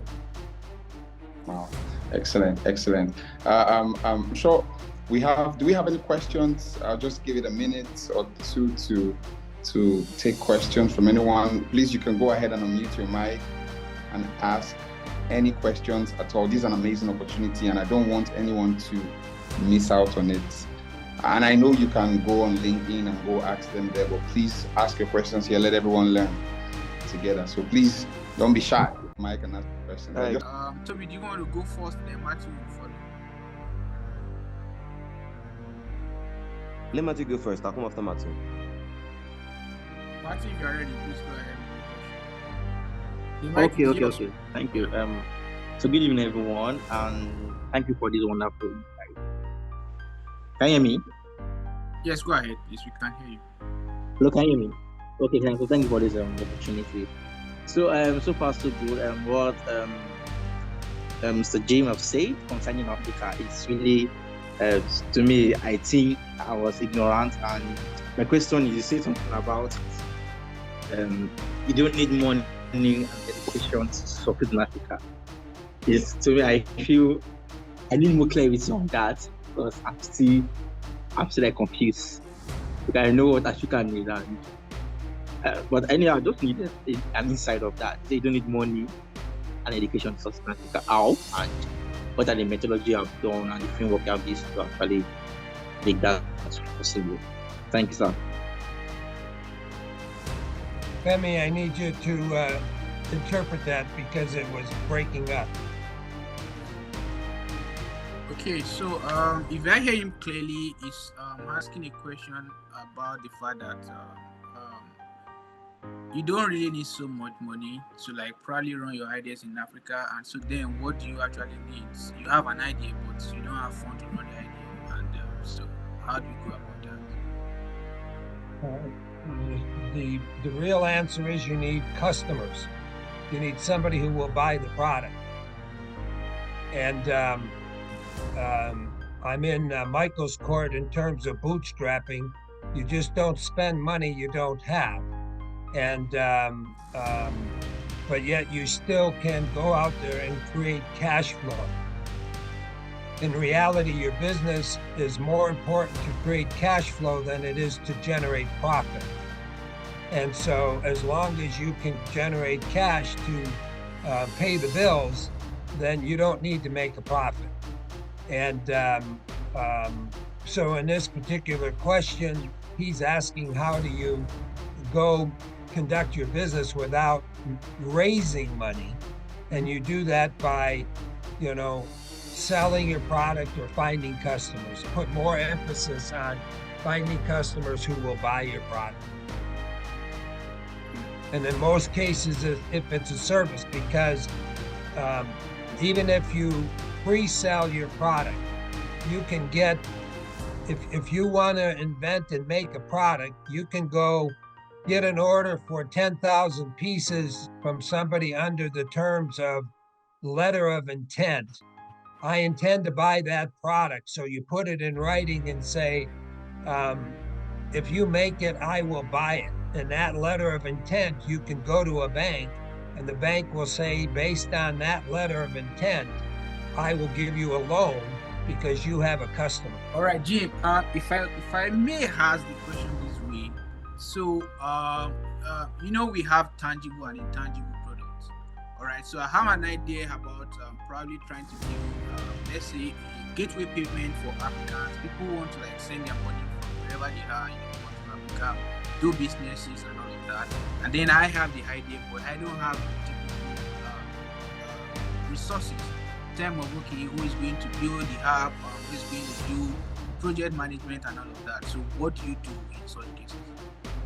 Well, again, this is where an accelerator comes in, because an accelerator and mentors, there's a lot of mentors who will work for free, and there's people that want to give back. So if I'm a retired executive from a company, I want to help an entrepreneur be successful. I'm willing to donate my time and advice to help them become successful. So if you don't know how to find a mentor network, there are mentors everywhere.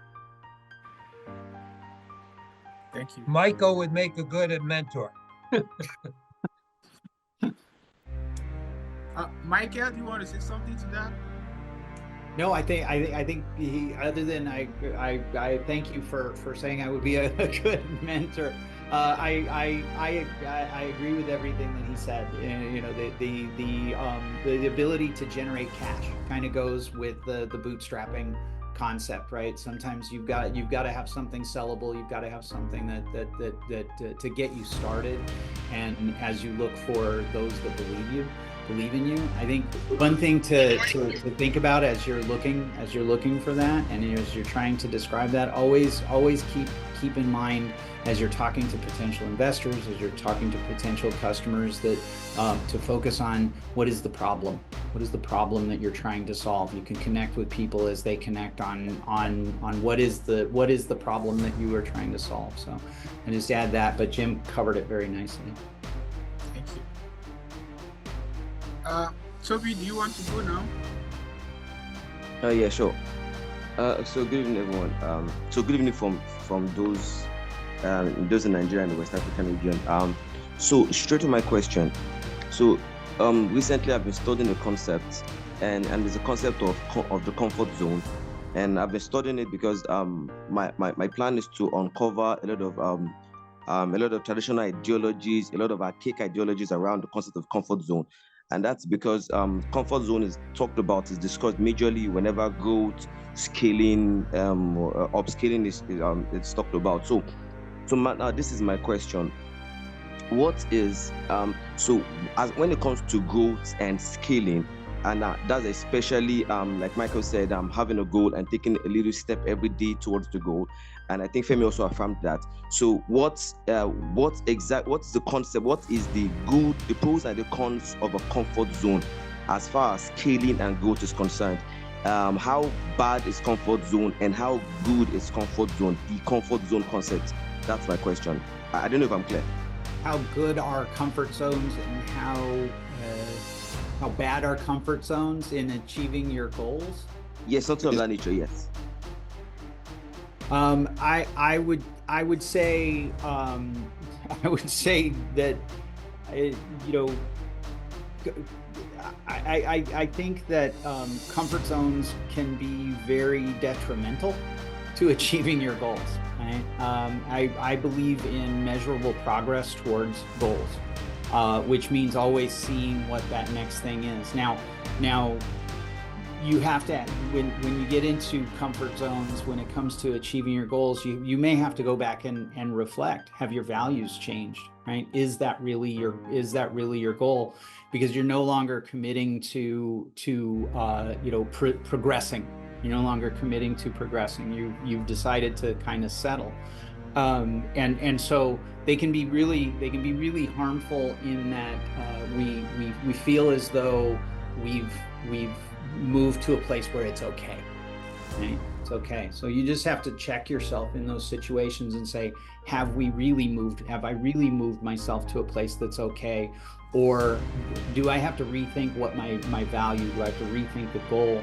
Or do I have to, push ahead, push out of those comfort zones? And again, real, true, measurable progress, and to be able to look at that and say, I haven't made it where I wanted to be, but is this good enough? Is it good enough? And am I willing to settle for that? Mm-hmm. Thank you, Mike. Jim, do you want to say anything to that? Yes. I would say don't get comfortable in a comfort zone. The same as Michael. I think like anything else, don't get complacent. There's an old adage of, keep your friends close and keep your enemies closer. So you always have to watch your competition to know what they're doing, so that you know how to either react or coach your customers, because your clients or your customers are going to be hearing what your competitor is saying. I also have a unique experience because I've pioneered a lot of product. Sometimes when you pioneer a product and you're the only one promoting that product, the buyer has a tendency to not believe that there's a market because they're only hearing it from you. So when I wanted my product to be accepted, I would go to my competitor and say to my competitor, go call on that buyer and tell him your story, because when he hears it from two of us, he becomes a believer that the category is for real. If he only hears it from one of us, then he's going to have doubt. And the more you hear something, the more you believe that there's a market. So no, don't get comfortable. You know, people that are comfortable are complacent. And that's, you know, the rules of war, the rules of fighting, the rules of combat. You know, you got to have eyes behind your head. Look who's coming up on you. Don't get comfortable. So I just wanted to add a question, maybe before Michael or Jim can. Okay, Michael wants to go. So, but then Michael, I don't know if you can just pick it up, but Jim can also do that. This one has to do with imposter syndrome. So the feeling of I'm not good enough. I know you mentioned it, but I'm not good enough. And I see people around me who we started at the same level, making progress. They don't even know as much as I do, but then they seem to be performing better. So how do I deal with the fact that I have an inner sense of the lack of belief in myself, an imposter syndrome? How do I break out of it? Michael, let me answer that first, because I make reference to your history there. Okay, so most of us have been in therapy or been in recovery or have been in some kind of addiction, right? If you go to therapy or if you have alcoholic addiction, there's the 12 steps of recovery. And one of the basic rules in recovery is act as if.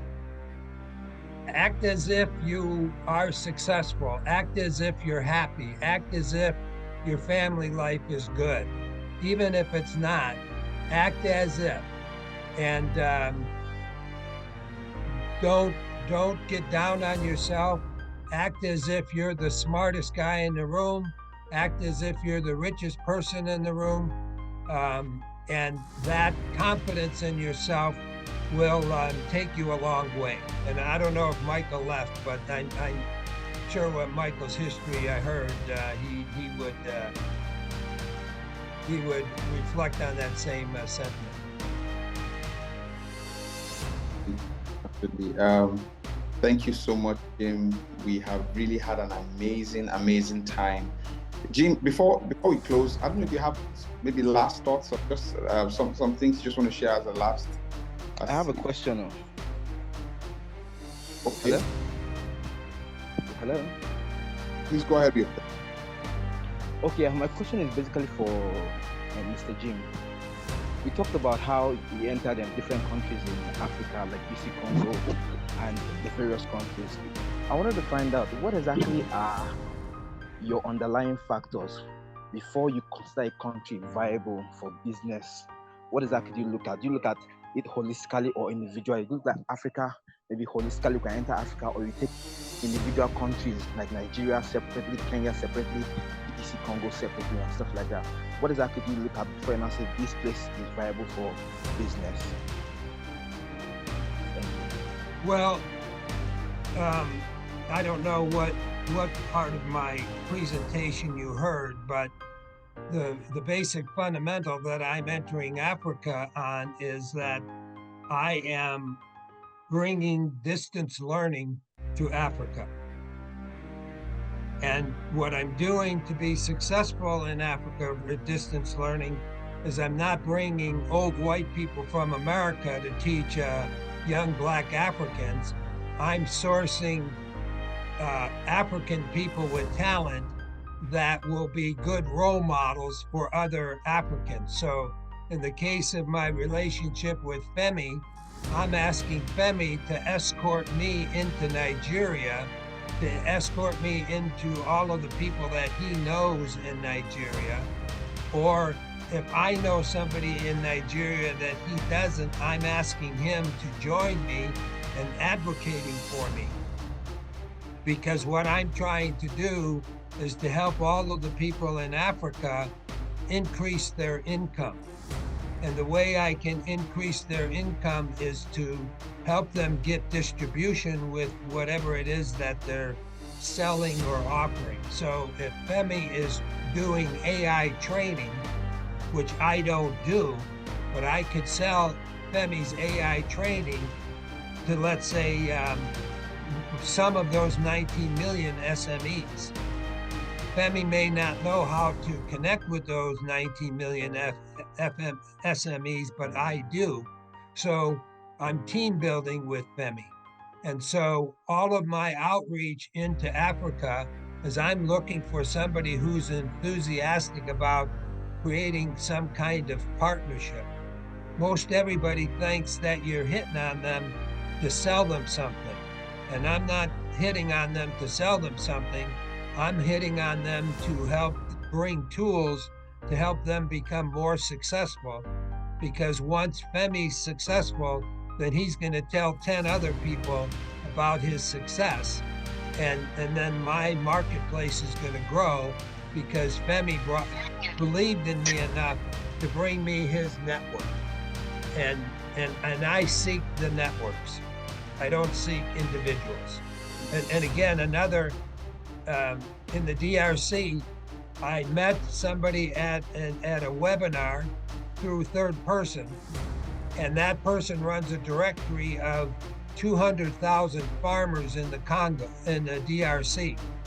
And I was able to virtually network with them because I can bring agriculture resources to his 200,000 farmers.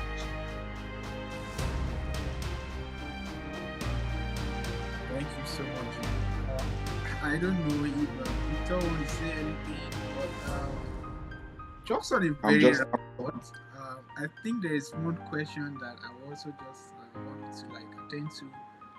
Chat box. What would you say is the biggest challenge in business in Africa? I think you answered that already. But after thorough research, I have an idea, but after thorough research, I noticed I need more research. So, Jim, you have an idea, you research about the idea, probably you know, okay, these are the numbers people are going to sell to, this is where they are, and this is how to get to them. What other resources do you think I need? Like how the feasibility studies are done already, but what other thing do you think I need? The reality is that most people in Africa lack confidence. They lack confidence that they're able to achieve, number one. Number two, it's human nature that if I don't know something, then I'm not going to talk about it.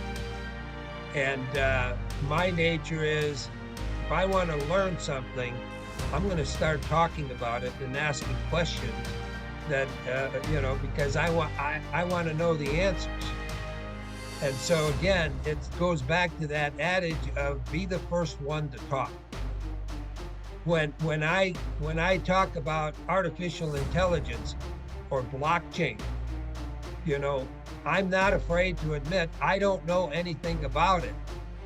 But when I read this XYZ's profile, he's saying that he knows something about blockchain, he knows something about Web3 and or virtual reality, and those are all the things that are popular. So I'm going to be the first one to talk and say, hey, I want to learn about virtual reality, and you know something about it. As opposed to me saying, all right, I'm going to pretend like I know what virtual reality is, and I'm going to show you that I'm smarter than you. I don't want to be the smartest guy in the room. I want to be the dumbest guy in the room so that I can ask questions without being embarrassed. Makes sense. All right, Victor. Over to you. I think the questions. Yeah. Oh. All right. But really, most people in Africa really need confidence. They need encouragement. They need to know that if one thing we haven't spoken about in this group is how much you learn when you fail. And you know, when you go back to that Lean Startup book, you know, the preface of the book is hurry up and fail so that you can learn something. Because anybody that started a business, we've all failed, and we've all failed more than once. The question is, did you learn something from your failures? If you didn't learn anything from your failures, you're never going to be successful. You're doomed to repeat the failure. Awesome. I mean, I don't think there's any better way to end this session than the way you just ended it now, Jim. Yeah, hurry up and fail. Who told you that, right? Hurry up and fail. Failure, yeah. It's just amazing, and I mean the three speakers that we had today, Mr. Femi, Folorunsho, Jim, yourself, and then Michael. You've been a blessing to us today, and we appreciate you as a team, as a group, as a community. We appreciate you sharing your deep insights. You are someone who is vastly experienced, different industries, and have connected with tons of people. And we appreciate taking out a couple of hours of your time to come and share from your wealth of knowledge, your wealth of experience. Thank you so much, Jim. We do appreciate. How's the family over there? Well, what was gone unsaid is that I come from a family of 10, and in my family we have 42 grandchildren. So my family is a big family. In Nigeria, where I'm from, we call that a very large. You call it a tribe. Right, yeah. Yeah, thank you so much, Jim. And I'm sure everyone who has been gathered here today have connected with you as well as the other speakers. And of course, we hope that we're going to have the opportunity to also, bring you on board maybe somewhere 2024 to, even learn some more, because there's so much more to learn as young entrepreneurs. We're looking up to people like you, Michael and Femi, and hoping that sometime, we're going to have the opportunity to also transfer that same knowledge and experience to the generation coming behind. So once again, thank you so much, Jim. We appreciate you. Can everyone just say thank you, Jim? Just unmute your mic and just say thank you, Jim. Thank you, Jim. Mr. Jim. Thank you, Jim. Well, my pleasure. Thank you, Jim. Thank you, Jim. Thank you so much. That's a nice Christmas gift for me. Thank you. Thank you so much. Thank you so much. I really love you. And my LinkedIn profile is open to everyone, so reach out to me.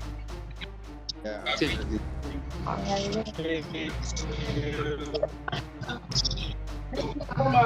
And hurry up and fail. Hurry up and fail. Thank you so much. God bless.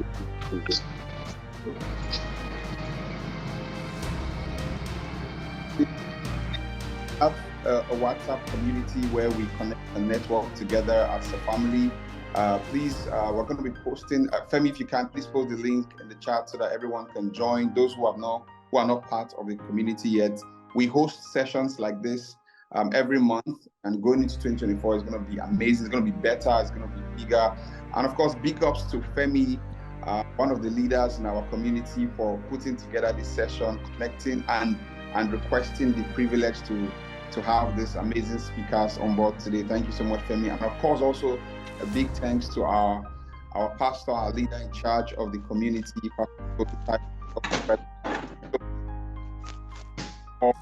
for us in the community, and for the guidance, the leadership, and the mentorship you have been giving us all through the years. Thank you so much. Please, this session was recorded, so we have the recording available, but it's only going to be shared to those who who are in the community. So please, I know you want to listen to the recording. I know you want to ruminate on it and all that. So it's going to be shared there. Please indicate and we'll send it to you. Please join the community, connect, and we're going to definitely try it. 2024 is going to be. If Jim. it's being recorded, can I give you one more nugget? Sure. Yes, please. Okay. The nugget is that when people are entrepreneurs and starting businesses, the one thing they hate more than anything else is selling. They'll create websites, they'll do market research, they'll go manufacture the product, but they won't go sell. And when an investor says, do you have any sales? Then the founder says, no, I'm in pre-sales. And in order to not get defeated by sales, the nugget is this. The sale doesn't begin until you get the 5th no. So if I'm going to ask Femi to buy my product, Femi's going to say no. And then I'm going to say to Femi, okay, what's your objection so that I can overcome it? And he's going to tell me what the objection is, and I'm going to come back to Femi and I'm going to say, Femi, will you buy my product now? And he's going to say no. And I'm going to say, okay, now what's your objection? And so I'm going to keep on coming back, until I get my 5th no. And after the 5th no, then Femi knows that I'm serious about my product and that I'm not going away and that I really believe in it. And if I believe in it that much to keep on coming back after so much rejection, then the buyer respects the fact that you are that committed. So the sale begins after the 5th no. Wow. It feels like if we continue, we're going to go into 11 o'clock. That's Nigerian time here. And it's going to be an amazing session back to back. So, I mean, Jim, to be honest, we love to just spend time with you, but I'm sure you have so many other engagements you want to go back on. Would love to just have you here, and everyone wants to stay here and talk. Well, the reality is that your program that you do every month, we will put that on Nigeria DLA, so everybody that joins Nigeria DLA will have access to your wisdom, and your community will grow. Wow. Thank you. Such an honor, Jim. Thank you so much. Thank you, Femi, for finding me. Thank you, Jim. Thanks for coming. Thank you so much, Jim. Thank you. I wish I could just run through some of the things you said, and of course Femi and Michael, but then time will not allow. So we'll just share the recording, and then we'll go back and listen and re-listen to it again and again, because the more we do that, the more it becomes crystallized, and then we start to take actions in that regard. Thank you so much, Jim. I appreciate you. And a big thanks to everyone for coming together for this session. We appreciate you, and we believe that this has been an insightful one, and we look forward to having the next one even bigger and greater, and of course with Jim on board. Happy to help. Thank you so much. Thank you. Have a great day, everyone.